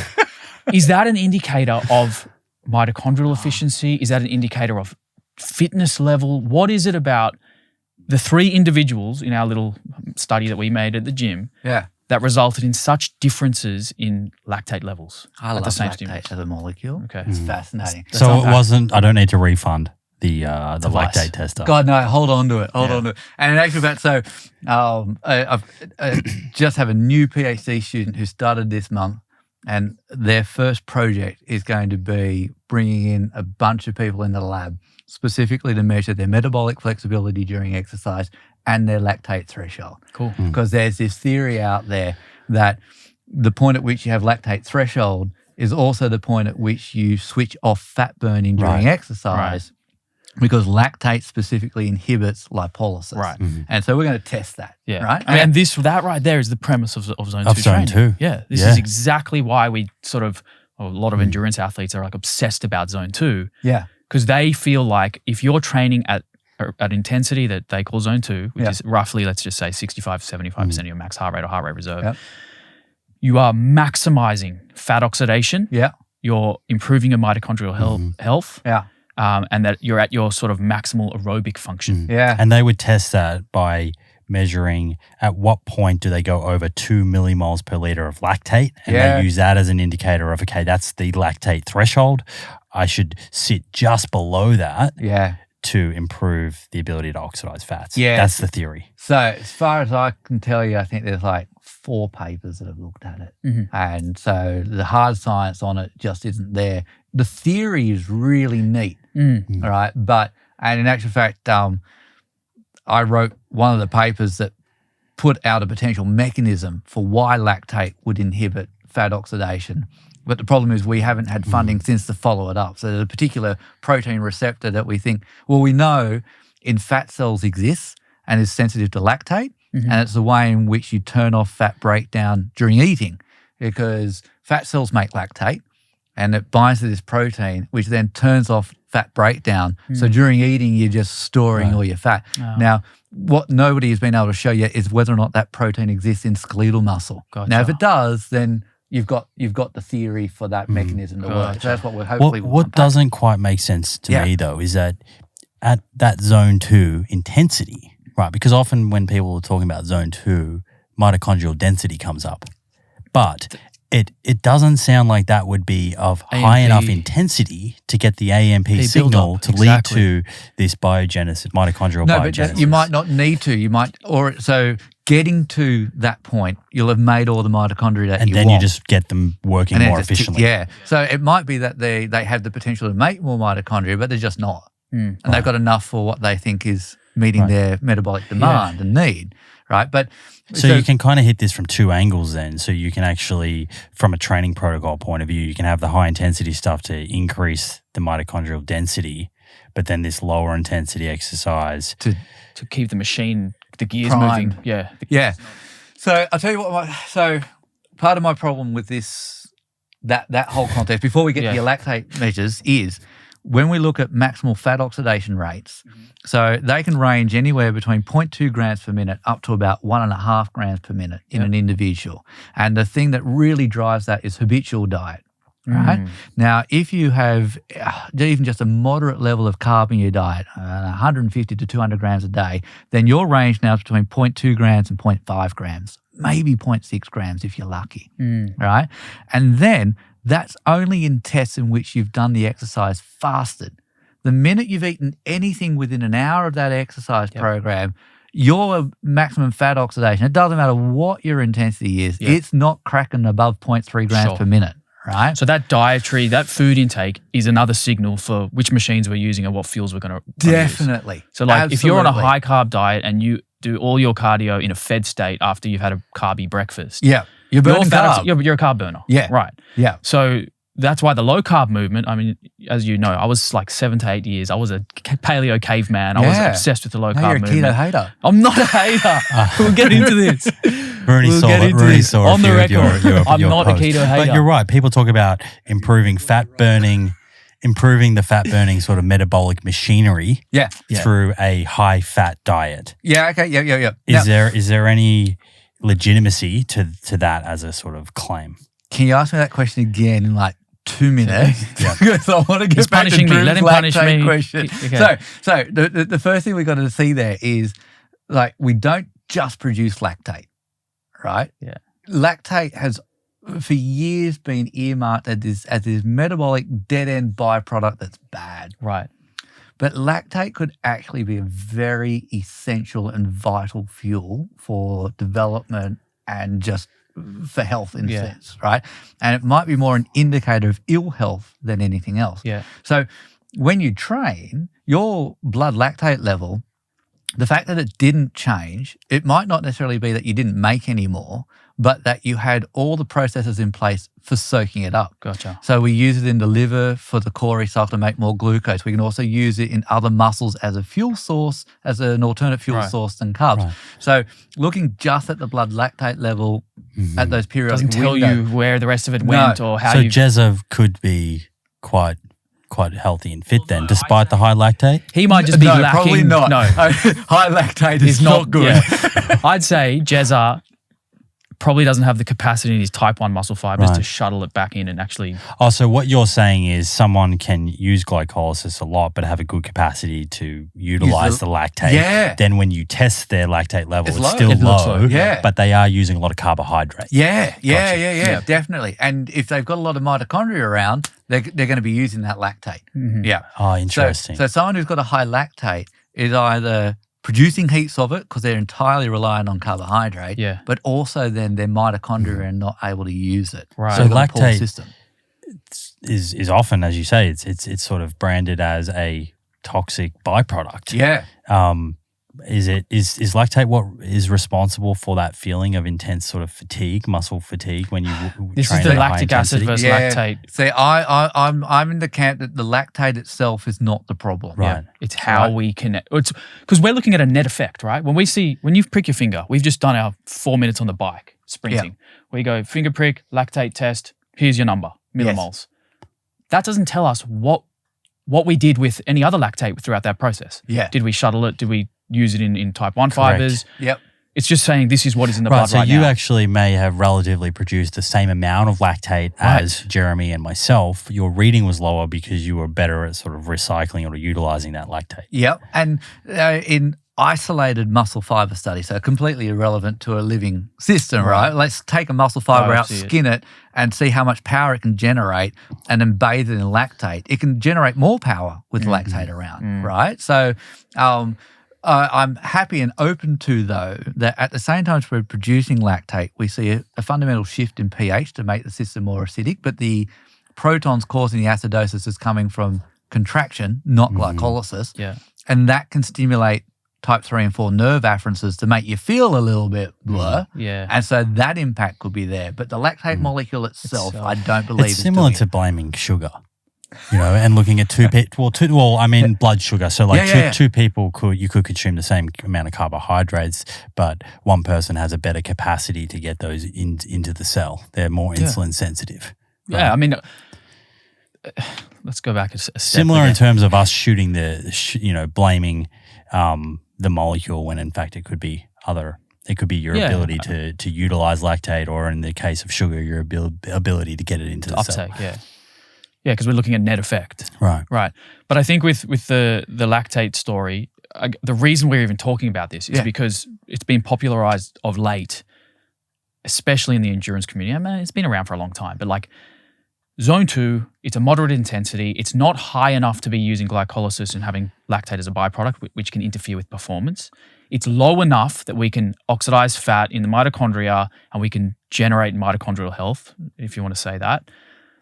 And these endurance athletes, even if their sport is way higher intensity than what they're training in, they're training low intensity for long durations to build the metabolic machinery so that their mitochondria works well.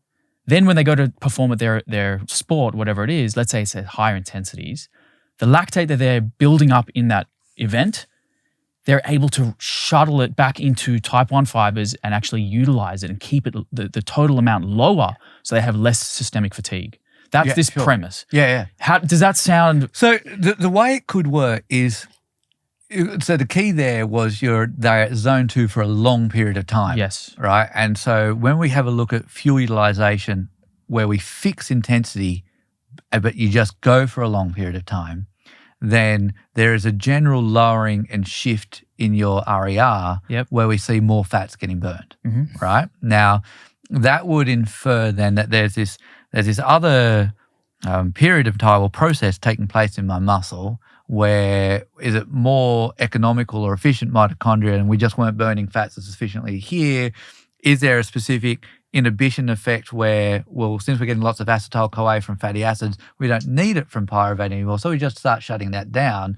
But the other thing there is the main signals for glycolysis, it's AMP, breaking down glycogen, stimulating the enzymes for that, and also the main enzyme regulating glycolysis. So it would suggest that that stress signal for carbohydrate usage is not there as that time goes on. So the other, what we call allosteric stimulators, the small molecules that accumulate to turn on things, just aren't accumulating when you go for that prolonged period of time. So it might be that they're there for that first initial part, and then you keep training at that lower intensity and it trains the system to clean out or reduce that stress signal. Gotcha. Because the other school of thought is that we should be doing, and this is speaking more to what you were saying before, is that at higher intensities, we get this AMP buildup. So actually, there's protocols that I've seen like coaches and strength and conditioning coaches doing where they're using more cardio HIIT programs and high intensity resistance exercise programs. Okay. So like relatively heavy deadlifts for repeat sets of 8 to 12, minimal rest, really stressing the muscle and getting that AMP buildup as a means to actually have that mitochondrial biogenesis. So you've got zone 2 that say, okay, lower intensities for longer, really good for mitochondrial health. But then you've got these strength coaches that saying, well, actually high intensity exercise, even resistance exercise and cardio exercise at high intensities is actually better for mitochondrial proliferation. So it's left me going, well, which one is it? Is it both? But it sounds like they might be doing two slightly different things. Very different protocols. In terms of how they're affecting mitochondria. Yeah, I mean, I'm still wrapping my head around it. Yeah, but I guess the other thing there is the stimulus for growth will be the same, which is the AMP accumulation, stress in the system, right? Yeah. And where the strength training is working is you build up all the byproduct, it sits there for a bit because you don't have the muscle pumping and the blood flow to clear it all out. And, one of the biggest signals for adaptation is strain on the sarcomere and the buildup of byproduct. And I guess what you're having... Right, so two different stimulus getting a similar result. Okay. Right? But, I'm enjoying the logic that by pushing your mitochondria for a long period of time, you're increasing its efficiency because it just gets utilized for longer and priming it like that. But I really couldn't give you what that mechanism is. Yeah. Right. So at this stage, it seems to be that anecdotal athlete who, it's very common in like mixed martial arts and boxing, where although that sport is high intensity by nature, or at least it's got a blend of energy systems where you've got periods of, moderate, and then you've got, sprints and bursts.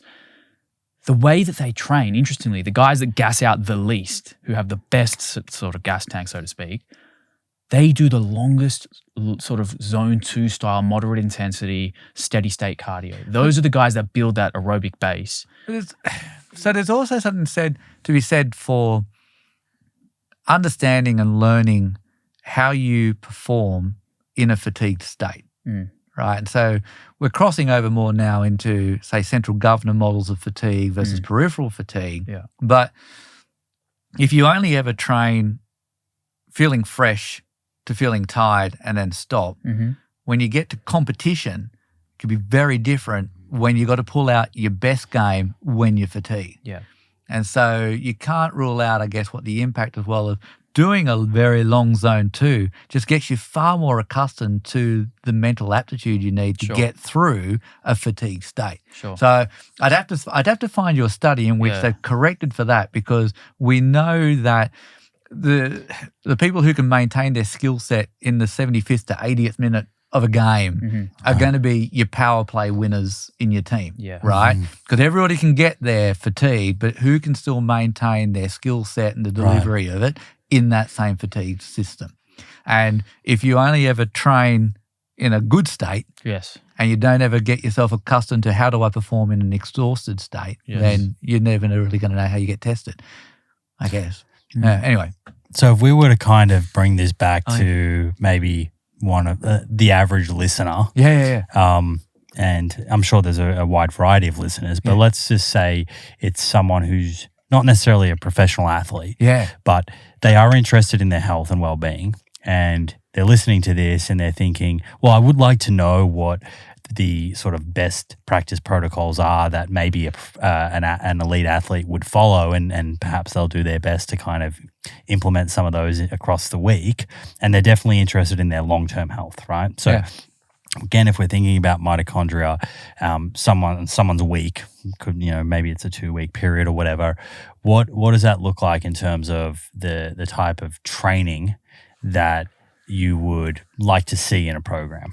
So, as a biochemist, right, that's a good disclaimer to put in. Yeah. Well, I mean, your work would help inform. An exercise physiologist who would then help create programs. Yeah, I'm listening. Yeah. So the simplest one. So, from a cellular perspective, it just needs to have been stressed regularly. Now, if you don't increase the intensity, then the system won't continue to adapt. So if you're happy with where your performance is at, you just need to maintain your movement, your regular activity. What we know is as soon as you start dropping off, then all of those adaptations start disappearing.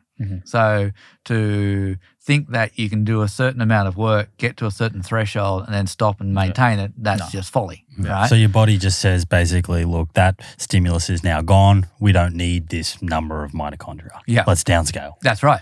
So then you think about, well, what are the best tools to maintain your engagement with activity and movement? And for that, you need the variety, right? And you need to know what your specific goals are. So, a lot of people, and I love running, and so I will always have runs. But I know that if that was all I did, then I'd very quickly lose adaptation in other muscle sets. I would lose strength and I'd lose balance and things like that, and I'd just become this particular type. So I think for the general population individual out there, you definitely want to be looking for a mix of systems there. So you have your runs or your cycle or your row or your walk, something which is a longer duration, but still a relatively high intensity. I guess you're talking zone 2 if you're talking about 60 to 70% of heart rate max, right? Something you can comfortably do for a good 35 to 40 minutes, but you're not necessarily talking to the person next to you, but you're not also killing yourself to complete that, right? But then you've got to have some strength work in there. We know that the biggest indicator of mortality after the age of 60 is a falls risk. It's absolutely nothing to do with your VO2 or your metabolic rate or what you're eating there. Fracture a hip or something. Yeah, you fall down some stairs or fall off a chair and fracture your hip, you're already on the path downwards. Right. Yeah. And then the important thing for avoiding that is balance and strength.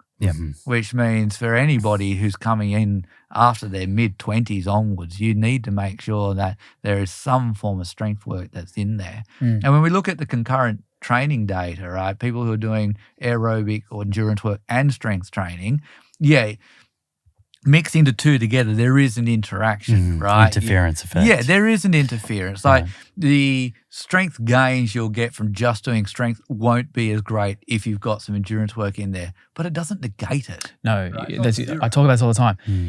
The magnitude, you still have a positive net outcome. Yeah. The magnitude of the effect might be slightly smaller, but it's been overhyped. The interference effect, unfortunately, has been hijacked by an bodybuilding community. Sorry to point the finger, but what's happened in the bodybuilding community is they've pinned two mechanisms up against one another. Right. mTOR versus AMPK. Right. These two pathways that AMPK interferes with mTOR. You don't want any cardio. Well, anything that blunts mTOR blunts it is not acceptable so in the bodybuilding. Bodybuilders will say you don't need to do any cardio. Not all of them. I know plenty of bodybuilders I'm that generalizing here. I'm sorry, I've offended a lot of religiously. people. Everyone's offended. Right. Yeah. But There are some out there. There are a lot of people in that community who say, listen, you don't need any cardio at all.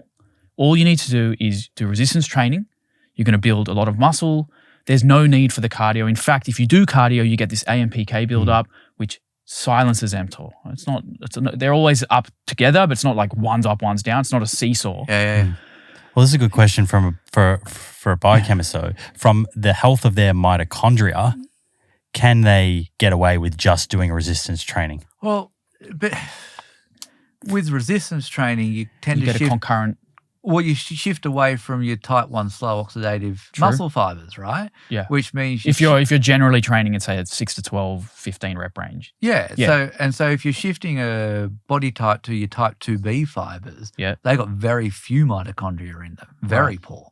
And so if mitochondrial content and function, total body, is core to overall metabolic health, as some people are beginning to say in the world of metabolic flexibility, you'd have to say an engine that has very few mitochondria but lots of muscle is going to be in a poorer condition than one in which there's at least a slightly higher but still strong system. Right? So if someone wanted to supplement their bodybuilding regime with some cardiovascular style training, with regards to the various signals and pathways and the kind of attenuation effect that there may be, is there a kind of best practice way for positioning it around your strength training to try and reduce some of that interference? So essentially most of the time you want to do your strength training before. Let's say you're doing it in one workout. Strength first, cardio next. Because of that system that may in the same session. Yeah, if you not everyone has the luxury to train twice a day and get to the gym twice a day. So if you have to combine the two, start with your strength training, get that strength stimulus, mTOR activation, then the AMPK is not really going to blunt it as much. But if you're doing it, so in my world, if you're doing it in the one session, then if there is an interference, it will be greatest if you're trying to do it in one session. When you said that, I was like, correct. Why aren't you doing strength on Monday and then do your cardio this is where we're going on Wednesday? Next. Exactly. So your next option is, okay, you don't want to put, because let's say you literally just can't fit in enough workouts to get your cardio in. Yeah. It's like, I'm only going to get to the gym twice this week. I've kind of got to do all my strength and cardio in the one or two sessions. Or else my strength volume might go down a lot. Studies show strength first, cardio second is best to limit that interference effect. Yeah. Right. Next best option, separate them AM, PM, so 6-8 hours apart. Yeah. Then you're really going to actually mitigate the potential interference effect. But totally best option, different days. Like you said, so you got a cardio day, a strength day.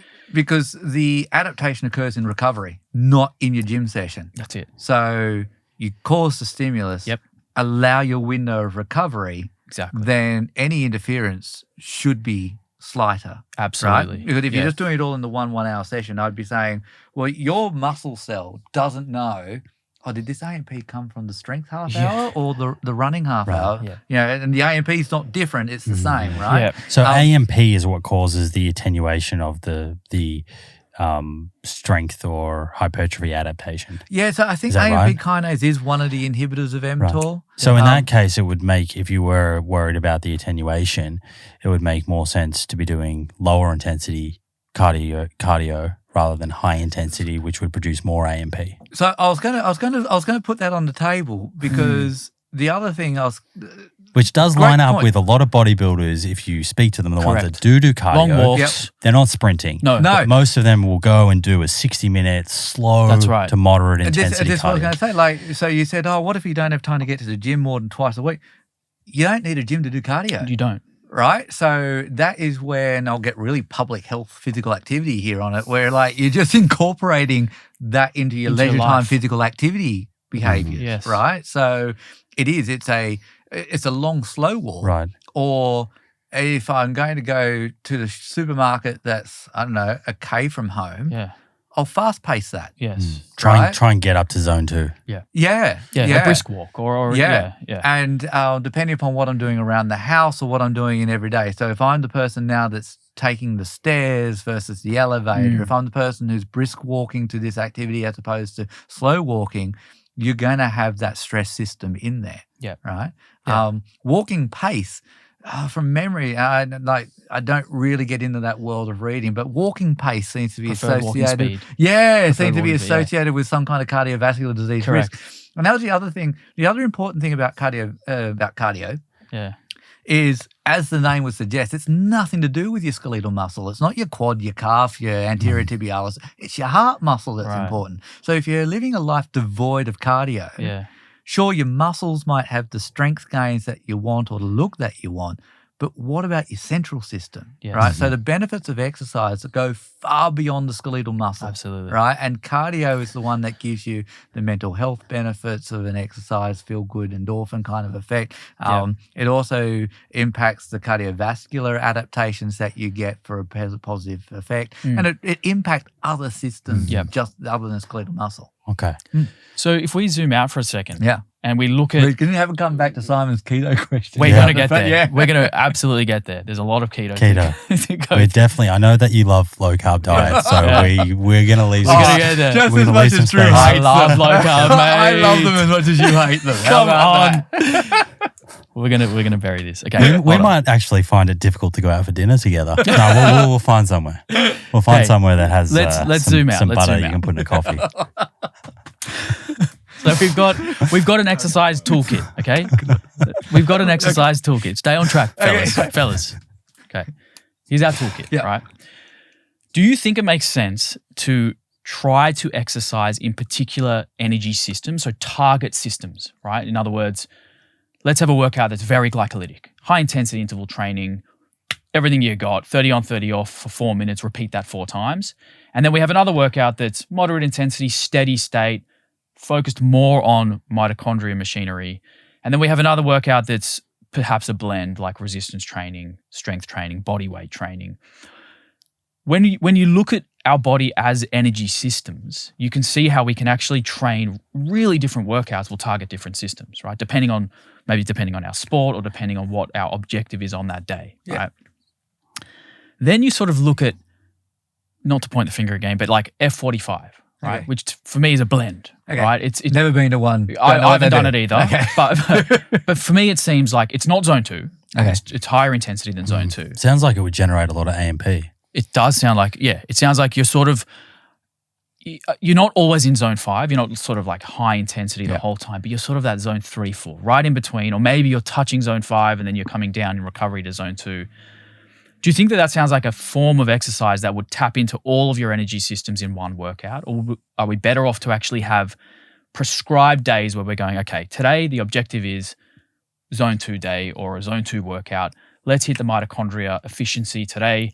Next session, let's go zone 5. Let's really crank a zone 5. And then another session that's, is it sensible from a biochemistry standpoint to go, okay, let's separate our workouts into systems, or should we just move our bodies? Yeah, it's Big question. Yeah, Sorry. it's an interesting one. So And I guess that question, just to add to that, is where you're talking about best practice if someone could adhere to either way, because I guess some people just go to F45 because it's easy, right? You don't have to think about it. But if we're thinking about just optimizing the human physiology, what would you be doing? Yeah, variety is certainly a key to it. Agree with that. Whether your philosophy is to target the individual systems, like I think about the immediate energy system, which is your adenylate kinase, myokinase, phosphocreatine. So that's creatine kinase. Yep. With sprint training, you see very little adaptation in those systems over time. Like there might be subtle changes in the amount of the enzyme you've got around, but when it comes to a performance measure, for example, those changes don't relate to it. It's more the changes in the fiber type or the hypertrophy cross-sectional area that's dominating the power performance, right? And that's your adaptation. Yeah. So the capacity for individual metabolic systems to respond differently to stressors, I don't think the data's there for it. What's important is that they're actually doing something. It comes down to the system having more mitochondria in it, so that then there's a lesser stress on all the other systems, which we might utilize under times where there is an immediate need. Right. So again, this goes back to the premise of zone 2. People say if you build that aerobic base or spend a lot of time in zone 2, that's going to help you at higher intensities. When you do those workouts that are accumulating lactate, we can actually do something with that lactate if we have a good aerobic base. Exactly right. But the reverse may not be true. If you spend all your time in high intensities, glycolytic systems, you may not get a benefit. That's not going to help you at low intensities. Right. So if you can get the mitochondria working more efficiently, then you can keep lactate levels down better when you tap into those higher intensity workouts. Right. But if you only do high intensity training, well, how does that help your mitochondrial efficiency and the function of that machinery when you're looking at just burning fat? Well, it sounds like it would help with mitochondrial biogenesis, though. Because of the AMP buildup as a signal. Yeah. Right. So that's the thing. If you're in that system where you're stressing the immediate and intermediate, you're going to make more mitochondria. Okay. And that system would definitely have more of the aerobic system sitting there waiting when you got there. So when high intensity interval training first came out, there were a number of papers that came out, and what it showed was it wasn't necessarily better than endurance training for stimulating mitochondrial biogenesis. It just happened quicker. Okay. So people doing 8 seconds on, 12 seconds off for 60 bouts. Right? That was the first protocol. Right? That was the first protocol that came out. And then it was actually 8-12-20. That was 8-12-20, yeah. So 8 seconds on, 12 off for 20 minutes. Yeah. When you read the paper, the first week, nobody completed 20 minutes, right? So, it's kind of like, it's folly to think that's what they did, right? It was actually, I think they did like 5 minutes for the first session before they keeled over vomiting and what have you, right? But within 2 weeks, they were able to complete a full 20 minutes. Yes. Anyway, the endurance group and the high-intensity interval groups, they both had more mitochondria at the end of the time. It's just that the high-intensity interval guys get there quicker. Got it. Right. And so is there let's say, for example, I want to be able to do more work for a given level of lactate, right? Which seems like that's an indicator as to how well I'm able to utilize lactate and mitochondrial function. Yep. Right. Would you say that doing high intensity exercise and producing more mitochondria is going to be better for me to be able to achieve that, or sitting in like a moderate intensity, like a zone 2, and not focusing so much on biogenesis, but just focusing on the function of the mitochondria? Yeah, so I'm not sure if that study's even been done. I think what I'm hearing here is what you're saying is, so if you do your high intensity workouts, you get that AMP signal to create more mitochondria. We've got more mitochondria or more powerhouses, more of the machines, but if we're not oiling the cogs and the gears, then are we getting the benefit of having more of it? So should we be getting that signal, let's have more machines, but then also spending time in the workouts of lower intensities to actually oil the machineries that it works well? Is that kind of what you're saying? So but going back to one of Simon's questions, though, if we're an average listener or general population who's worried about overall metabolic health, doesn't matter how we got more mitochondria. What's important is that we got them. Okay. Right. So outside of your gym bout, the person who's got more mitochondria around, they're just finding life in general easier and not generating as many byproducts every time they walk up a stair or they go to the shops or something like that. Right. So, but when we think about the endurance trained study versus a sprint interval trained study, they then got people to do time trials, and the people doing, so a time trial is, here's a fixed amount of work and we're just going to time how long it takes for you to complete it. And it might be at a certain lactate threshold or it might be at 70% of their heart rate max or something like that. The people who'd been training at the high intensity interval group and the sprint interval groups, they still improved their time trial event in what would theoretically be an endurance event. Gotcha. Right? So they can still have that benefit. I'm racking the brain as to what happened to the endurance guys. They would also have improved, but it's more what the magnitude of difference would have been. So over a period, so those zone 2 guys, as well as having to train for longer in their session, they might have to wait for a longer period of time, like weeks, months, years, to get that the same adaptations benefit. are slower. Gotcha. For me, it's like if you're investing in zone 2, you've got to be in for the long haul. It's going to take a lot of time. And the studies do show that HIIT training actually improves VO2 better than... Which is why I think some athletes skip it. Yes. Right, because of that. It's such a long-term investment. It's hard to have that instant gratification because it takes years or months or years. But that comment you just made then, that the study showed that the HIIT guys improve VO2 more, feeds back into what I was saying before about whether or not you're training in a fatigue state or not. VO2 max, the test, it depends upon, like your number at the end depends upon who can sustain a power output at an RPE of 18, 19 and 20 longest. The longest, yes. Because we get you to exercise 50 watts for 3 minutes, 100 watts for 3 minutes, 150 watts for 3 minutes, and now every minute I'm going to rank it up by 25 watts until you say stop. Brutal test. And the test has to be finished in 12 minutes before, so we know that it's physiological fatigue. And so when we get someone who's never done the test before, like they blow out, bam, like 4 minutes into the ramp, they're done. But if we get them back 3 days later, they can do another couple of ramps, right? Now, it's not that they've adapted in 3 days. They just know more now what they can go through. When you get a trained individual to do a max test, without fail, you'll get them like 5 minutes after the test going, I could have done more. Right? And it's because they just haven't trained at that intensity level before. So when we think about, like the HIIT guys, it improved VO2 peak better than the endurance guys just never knew what it went to be exercising at an RPE of 18, 19 and 20. Is that an indicator of central versus peripheral fatigue? It's just awareness. You don't know what you can They handle. didn't go to that zone. Never been there before. It's like touching that adversity. It's like when you know how hard it is, you're like, okay, I've been there, to that dark place. So how do you remove that in an experiment to try and actually see the true effect? You have to do multiple max tests. Bouts, So or motivation. So you get people like sort of cheering you on to try and get you that extra bit in the protocol. Because I remember even in the lab at uni, there were tests where you'd have to really motivate the untrained individual. You'd be shouting, you'd be yelling in their ears, and come on, you can do it. Because you don't want them to quit from that central part before peripherally they've actually got more left in. And the all tank. you're really doing is distracting them from the pain, right? And the awareness of the effort that they're at. That's what the shouting should be doing for them. And so, I mean, that's stuff from the 50s, like where they're firing off guns behind people without them realizing, or they've got people lifting weights hypnotized, or they've given them some speed or something like that. And you distract them from the awareness of the effort and the pain, they should be able to push on longer.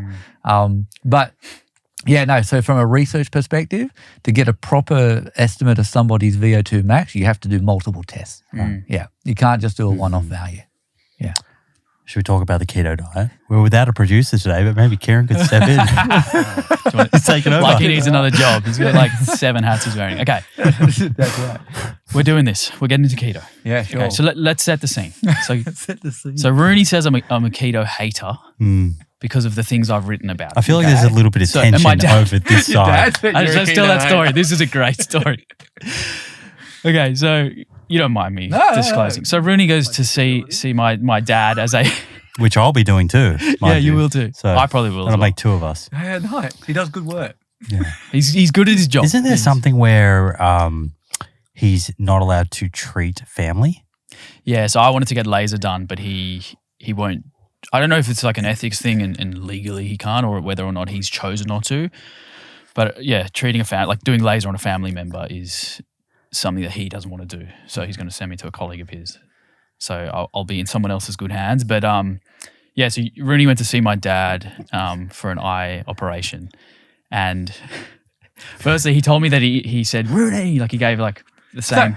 So it's July last year, my eyesight starts disappearing.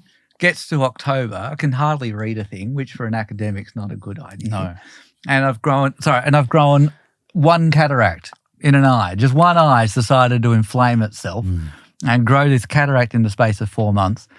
So I go along to the optometrist, just like in a shopping centre. Yeah. Worst bedside manner ever. Like that person was flapping about, I've never seen anything like this. I can't focus on this. You're going to have to go see a specialist. And it gives me this referral to Brian Harrisberg. Yeah. Did you know straight away? Were you like, no, but I was like, that's like it started echoing in his head. It's not a common name, but I was like, all right, here we go. And then I had my first consult. It's like, I hope it's not that kid who was in my... But as soon as you met Brian, you would have known. As soon as he walked into the room, I went, they're the Harrisberg slater, that's for sure. Yeah. But it wasn't until I rocked up for the surgery. Yeah. Where is in Bonner Junction? Yeah, I'm there just waiting for my turn, and he comes over, and I'm like, "Your son, Andrew Harrisberg, wearing the shirt," and I'm sure he thought I knew you from Insta. Yeah. I was like, yeah, I taught him biochemistry. Yeah. So, anyway, so then he's disappeared. He must have called you. No, because he's come back with a big Rooney. I swear, I must have told him that story. I don't know how he pieced it together, but yeah, he told me he came in and gave you the big Rooney. I was laughing so hard. But the best part of the story is, so as Rooney's going under, he's under anesthetic, right? He has no option to come back in this conversation. No. My dad starts lecturing him about keto. He's having to go with him. Because his son's a keto hater. Yeah. So Rooney's going under. Yeah. And he's like, so let me just tell you a few things about keto. And Rooney's like, trying to find a way to respond, but then he's out. That's a classic. Brian's so here we go. So now's your chance. He's got a funny man. He's a funny man. He's a crack up. Okay.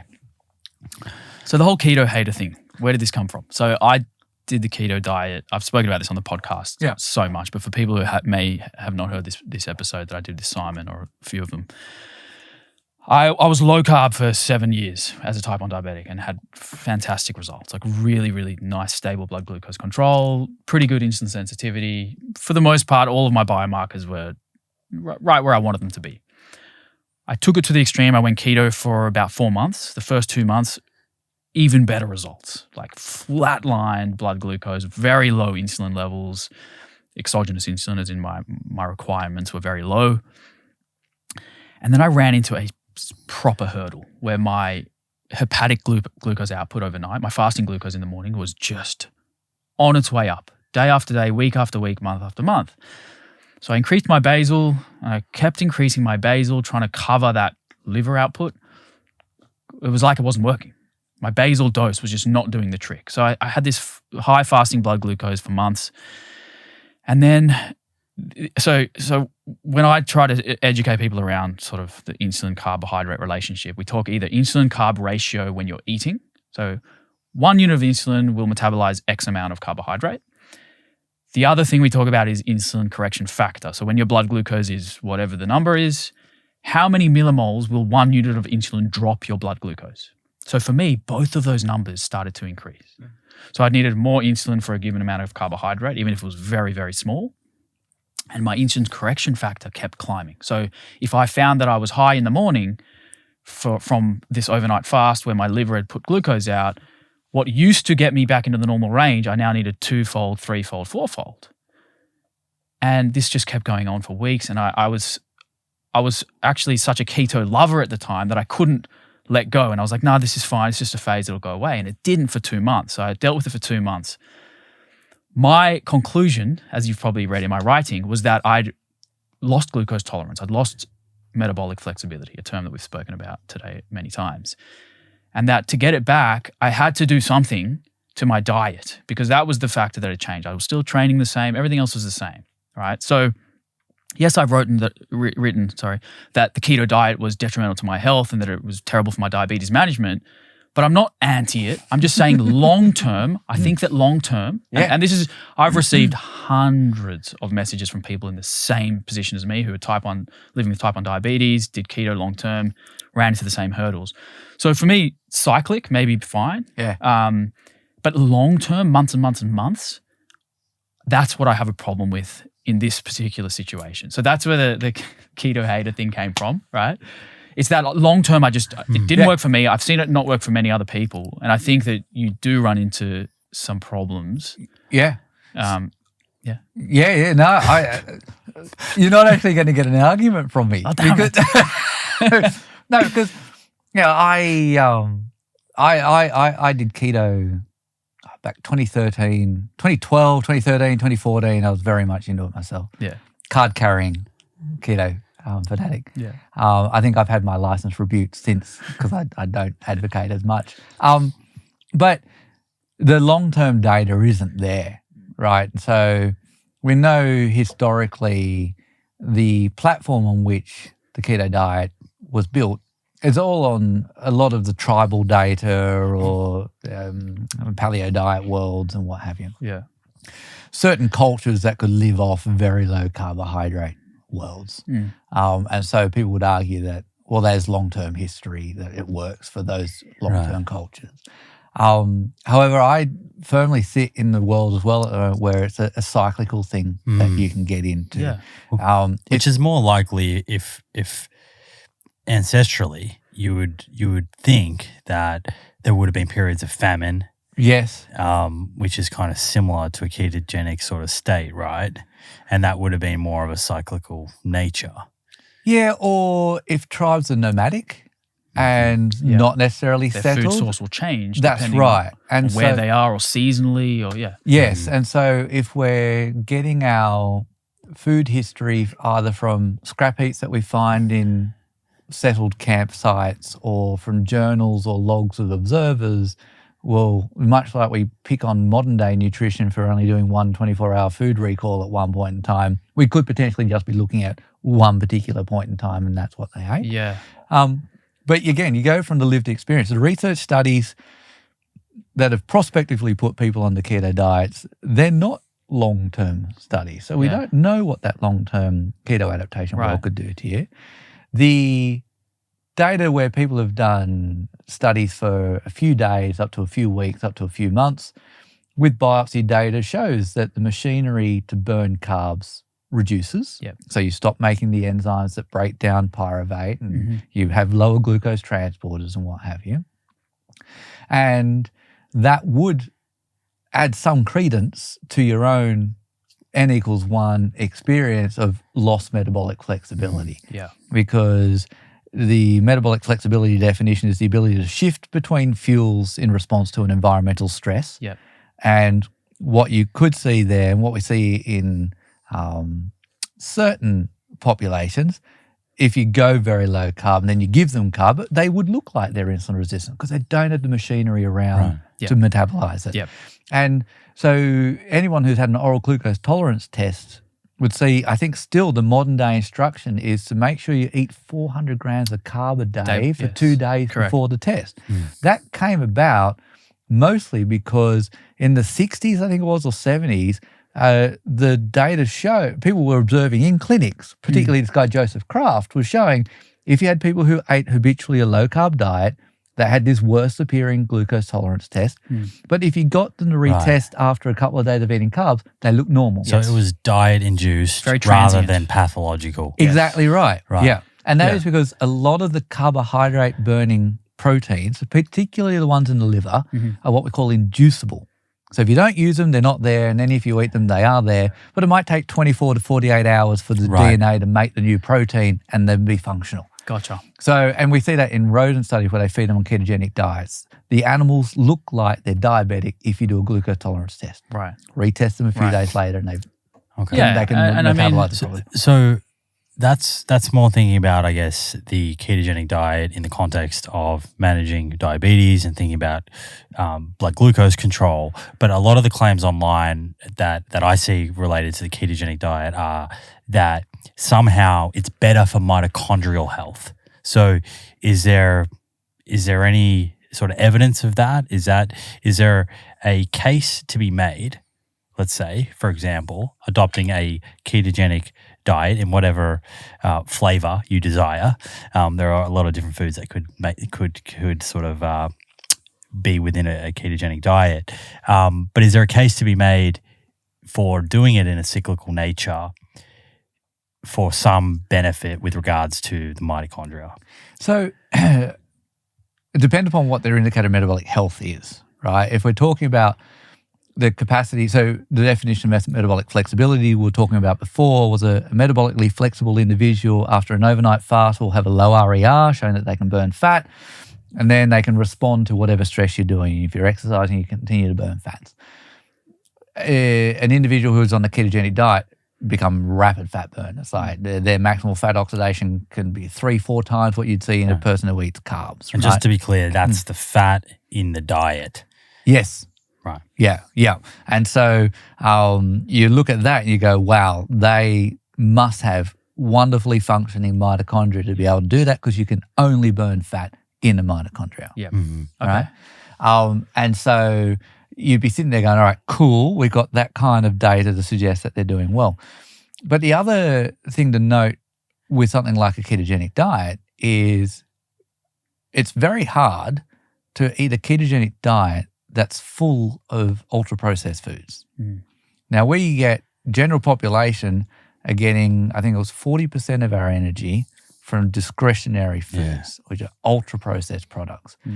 So the first thing you do for somebody when you put them on a ketogenic diet is you remove that. Right. Now, I know that you can go to Coles and get keto bars and what have you, but if you're doing it properly, you're not subscribing to that. That happens with everything, paleo. That happens if someone does a plant-based diet. That's a commonality among all of those, right? Yeah. You shift away from the standard Western diet, you take 40% of calories from discretionary foods and push them to the side. Yes.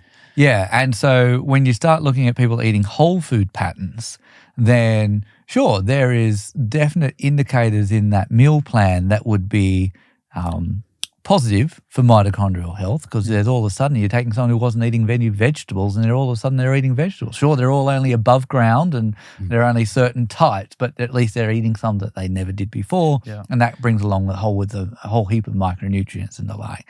So we recently, one of my PhD students recently completed a trial where we recruited patients with chronic pain and put them on a ketogenic diet for 3 months.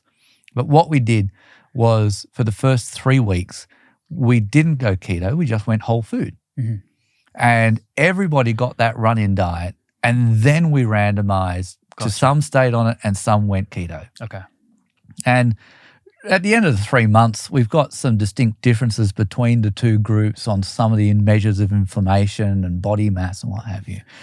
But the bulk of the improvement in pain we saw in that 3-week period, right, where everybody was just eating the whole food diet. Yeah. And then what happens is after the ketogenic group continued to improve, but it might be another point and a half. The whole food diet, they also just kind of hover around there, but they were going from high scores of 7s and 8s down to these 5s and 6s. So the biggest benefit is potentially from what you eliminated.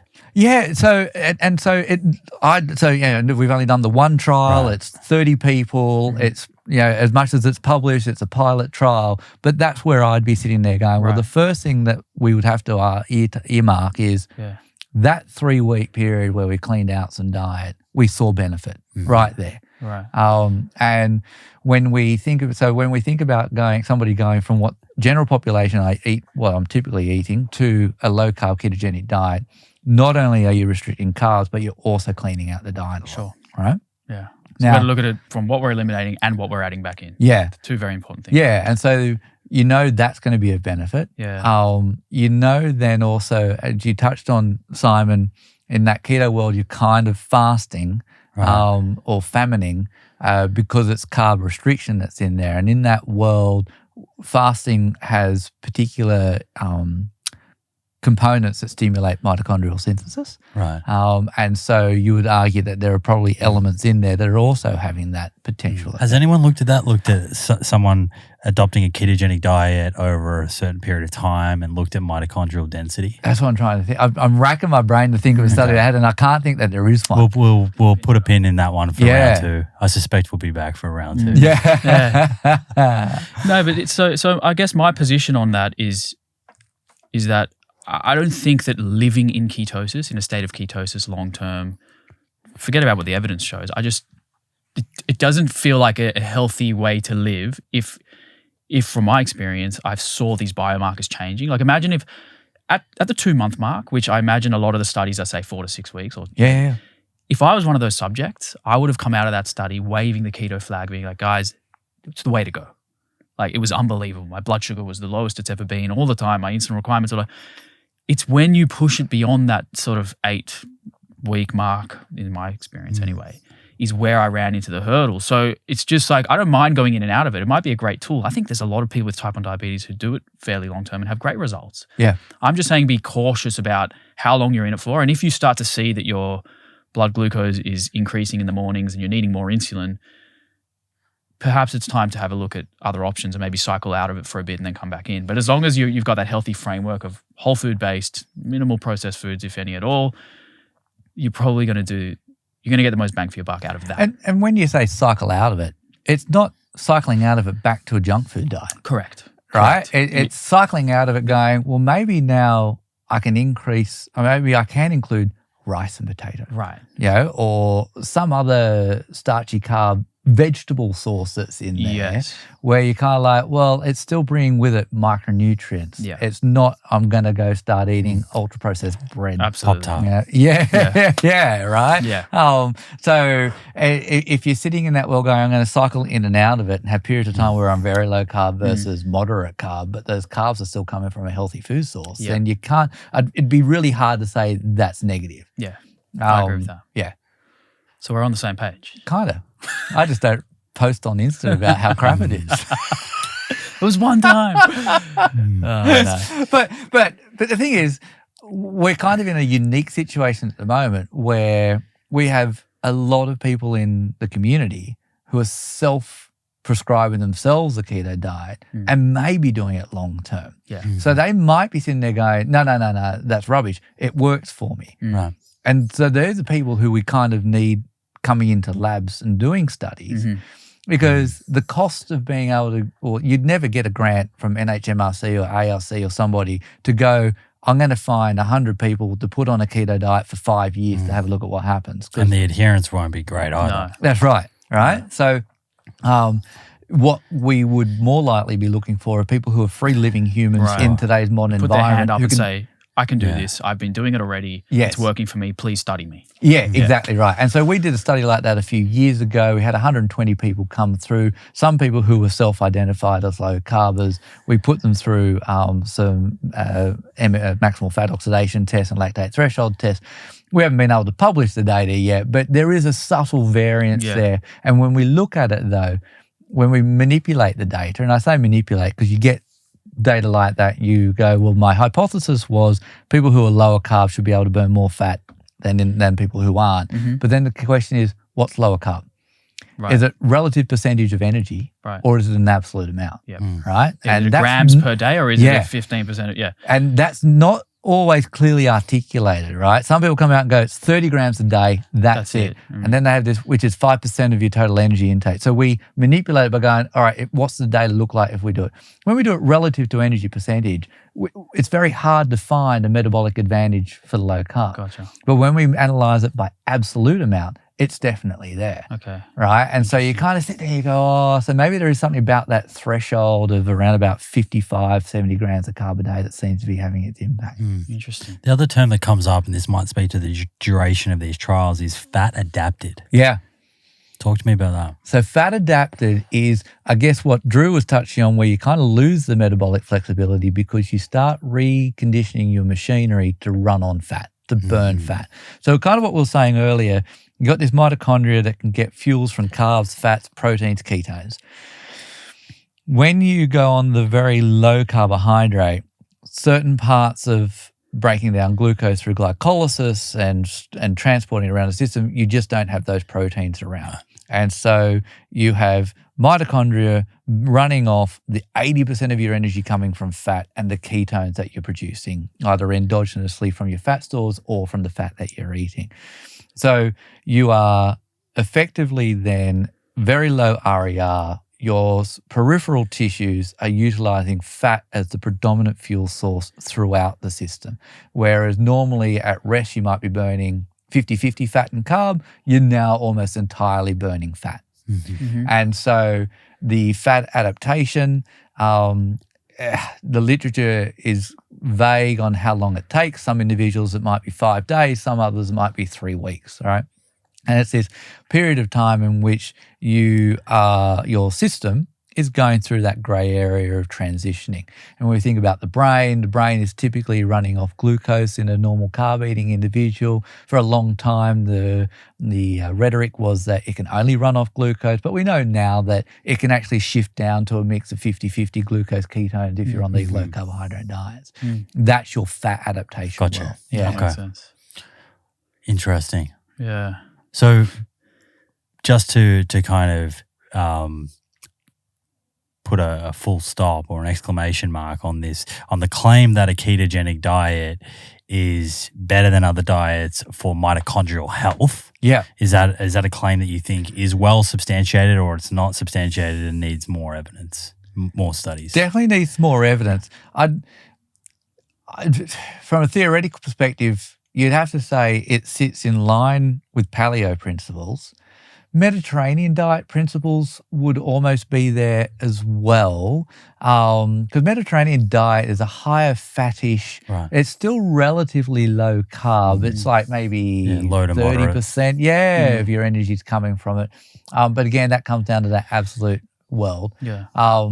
But the important thing to note there as well is there have been studies where they recruit humans and put them on different types of diet, Atkins diet, zone diet, Right. Ornish diets and what have you.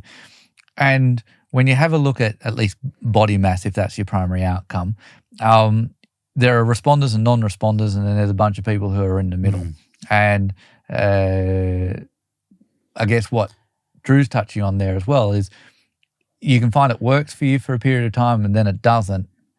That will be common for many different diets. It's not so much finding one unifying diet for everybody to subscribe to, Great. but it's the one that is actually going to remove you mostly away from this dependency on discretionary foods and ultra-processed products, right? Yeah. But the central tenets of paleo, which had a little bit more carb than keto, shall we say, Mediterranean and the keto diet, is removal away from the ultra-processed, easy to eat, high carbohydrate diet stuff.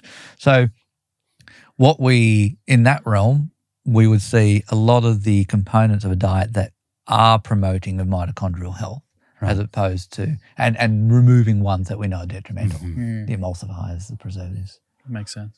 This is more related to performance now. So if someone is on a ketogenic diet and they have been for months or years and they're fat adapted and their metabolic machinery is in fat mode, and then they decide they want to try do a high power output sport like, some sort of like, I don't know, like AFL or cycling or running that's, requiring high power output and that glycolytic system, would they be lacking those gears that take them to those higher power outputs?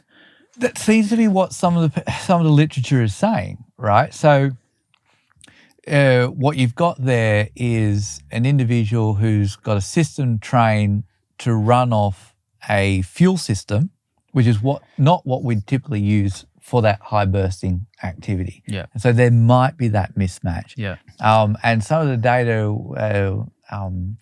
Louise Burke talks about, amongst others, is that in those individuals, there's a loss of oxygen efficiency at the maximum rates or high power outputs and intensities. So you might see an advantage up until that 70%, 80% VO2 max value, but then when you push yourself above that, that machinery isn't there. Yeah. But we're talking about a handful of studies that have come out in the last 7 years. They haven't been able to stand that test of time. They haven't been able to be replicated or tested. But the general identification that a few months of keto diet might get you to a similar level of endurance capacity to where you were before, but you're doing it off a cleaner, healthier program than the high carb. It's kind of there. The longer term diets, whether or not you're getting an advantage isn't so much just that you can do it on that diet, but those higher intensity ones is still sporadic evidence, right? But in that whole conversation, there also needs to be the context of what are you doing outside of your event, right? So where an area of great need is looking at the retired athlete, all right? There's lots of anecdotal examples you can pull out of people who were at their fittest, healthiest prime when they're competing. Yeah.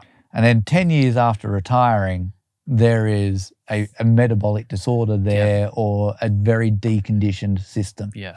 And whether or not that is a consequence of eating patterns that they've developed during training and performance that now is no longer suited to a lower physical activity world, a lower exertion one. That's a really important question. Classic example is the swimmer. Yeah, right. Retire from swimming and they just blow out, gain a lot of weight. Essentially, they you wouldn't even believe they were ever an athlete. So what are we doing to the athletes and then more generally, the general population who maybe not an elite athlete, but train and compete to their elite level, who then hit their 40s or 50s or 60s, no longer are competing and training? Do we have a system there that is designed to run off this carb-based world, but we're no longer exercising? And some of the low-carb, the paleo conversation would be, regardless of performance, it's a healthier lifestyle to have. And you put in place those rules around what you are eating. You put in place a philosophy that is healthier. So separate to the training and the competition is, are we a healthier, cleaner system just outside of what we're doing as well? Yeah. So in a way, the exercise is like protective when you're eating a lot of carbohydrate. If you're exercising a lot, well, I mean, you can utilize it. This is the mindset of a lot of low carbers is like, well, carbs aren't necessarily inherently bad. It's that if we can use them appropriately, if we can replenish glycogen, say, after a workout, they're fine. But if you're always eating them all the time, you might run into problems. That's sort of a low carb way of seeing it. Yes. I think it was actually was it Sydney Uni where it was a Volek who gave a talk? You invited me to that. Yeah. We watched him give this talk, and he was saying how when people are on a keto diet and they do exercise, they have a way to replenish glycogen in their muscle, even if they don't eat carbohydrate.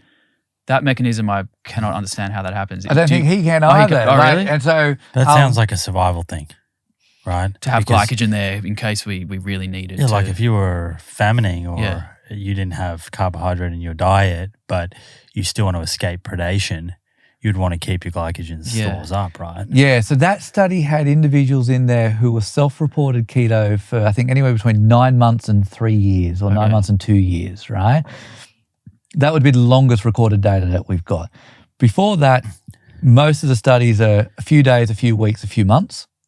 And so Jeff Volek's collaborator, Steve Finney, his paper from the 80s, which is also a landmark one, it showed lower glycogen in those individuals.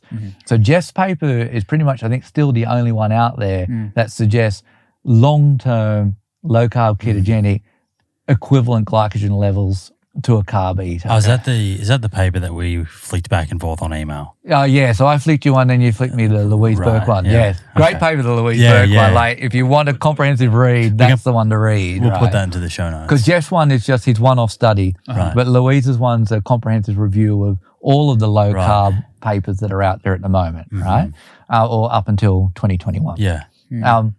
Now, the mechanism for where that equivalent glycogen is coming from is open to anyone to hypothesize and test.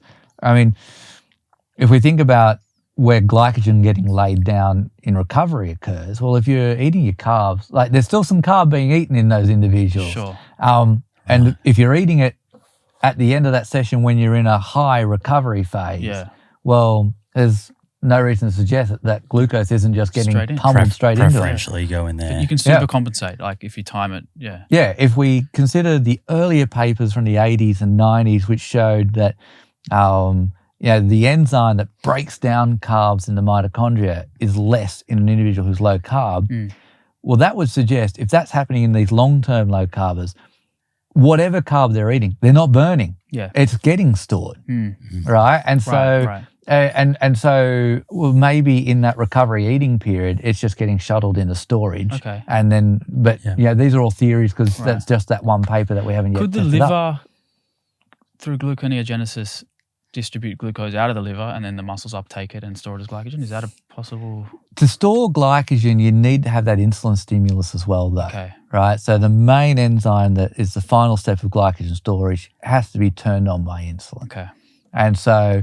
it'd be hard-pressed to think that the liver's pumping out enough glucose to stimulate enough insulin to promote that storage, but it might. The other thing to consider there is there's two signals for how the glucose transporter gets activated on the membrane of the skeletal muscle. One is insulin, the other is exercise, AMP kinase. Yeah. Right. One of the things it does is it stimulates glucose transport. So again, if you are timing your feeding to put the carbs in that recovery period when you've got a lot of AMP kinase active, you'd be storing it down. Is that a GLUT4 pathway? Yes, it is. Okay. Well done. You remembered. Come full circle. I feel like I've been part of one of Rooney's lectures now. I can say I'm a student, right? Yeah. You just went through exercise physiology school. Yeah, we are all officially students of Rooney. Awesome, man. Well, thank you. Oh, yeah, not a problem. Awesome, so man. it's gone on far longer than I think we all expected it to. I could keep going, but I know you guys... I gotta run. No, I think the listeners will find that fascinating, and no doubt there will be many questions. So we would love to have you back on. Yeah, and there's always far more papers out there than there is time to read them. So no doubt there's probably somebody that's read something that I haven't. That's like, have you read this one? And send it in. We'll read it. And, for sure. Well, that's science. I'm going to send you that Philip Calder omega-6 inflammation paper. Cool. Excellent. There's plenty of papers to share. So you're not lecturing anymore at Cumberland campus? They shut down Cumberland campus. Oh, really? We're all on Camperdown now. Oh, you're a Camperdown. Yeah, we're all in a brand new building. Beautiful. Brand new degree we've been running. So you're still lecturing the XPhys 101s? Well, see, biochemistry is not an essential competency for accredited exercise physiologists. Come on. So I've gone from 2 units of study on cell metabolism and biochemistry down to about 3 weeks. Do you think it should be essential learning? I'm biased, right? It's my trade. So I now have an elective which teaches fundamentals of bioenergetics. Okay. Right? But effectively, to get the accreditation to be EPs, ESs, there's some mechanistic stuff in there at the fundamental energy systems, but getting into a lot of the nitty gritty is not a core skill. It's more about the training design and implementation and what have you, which you need as a practitioner, whereas the fundamental fun theories and mechanisms, they're not essential. Do you know David Rabenheimer and I Stephen do Simpson? know David and Stephen. Have you had them I had them on the show. No. I'd like to get them into the studio actually, because that was in COVID, so we did that remotely, but they're great guys and have so many incredible stories. Yes. Yeah. Great stories. Are they colleagues of yours or? Yeah, so I was in the Charles Perkins Centre up until last year when they opened up this new building for us, and Steve's the academic director for the CPC. Gotcha. David leads the nutrition domain within the CPC. Okay. So while we haven't worked together, we know each other, talk a lot, and have been in each other's presentations from time to time. Awesome. Okay. That whole protein leverage. Nutritional geometry. Thank you for joining me for this episode and your interest in science-based conversation. I hope you enjoyed it and found the information covered interesting and instructive. If you did and you'd like to show your support for the show, please subscribe to our YouTube channel where you can stay up to date with new episodes and watch them in video format. Yes, the full-length videos. Please also consider subscribing to the show on the Spotify and/or Apple Podcast app, wherever you enjoy listening to podcasts. You can also leave a review on Apple or Spotify. Again, a great way to support the show and make our content more discoverable for others to enjoy and learn from. If you have any comments about the episodes, suggestions for future episodes, including guests you'd like to see on the show, or questions that you'd like to have answered, please leave those in the comments section on YouTube. I myself and my team will take note of these comments when planning future episodes. Finally, the best way to support the show and receive discounts on products we love is by checking out our sponsors at theproof.com/friends. Enjoy your week, stay well, and I look forward to catching you in the next episode.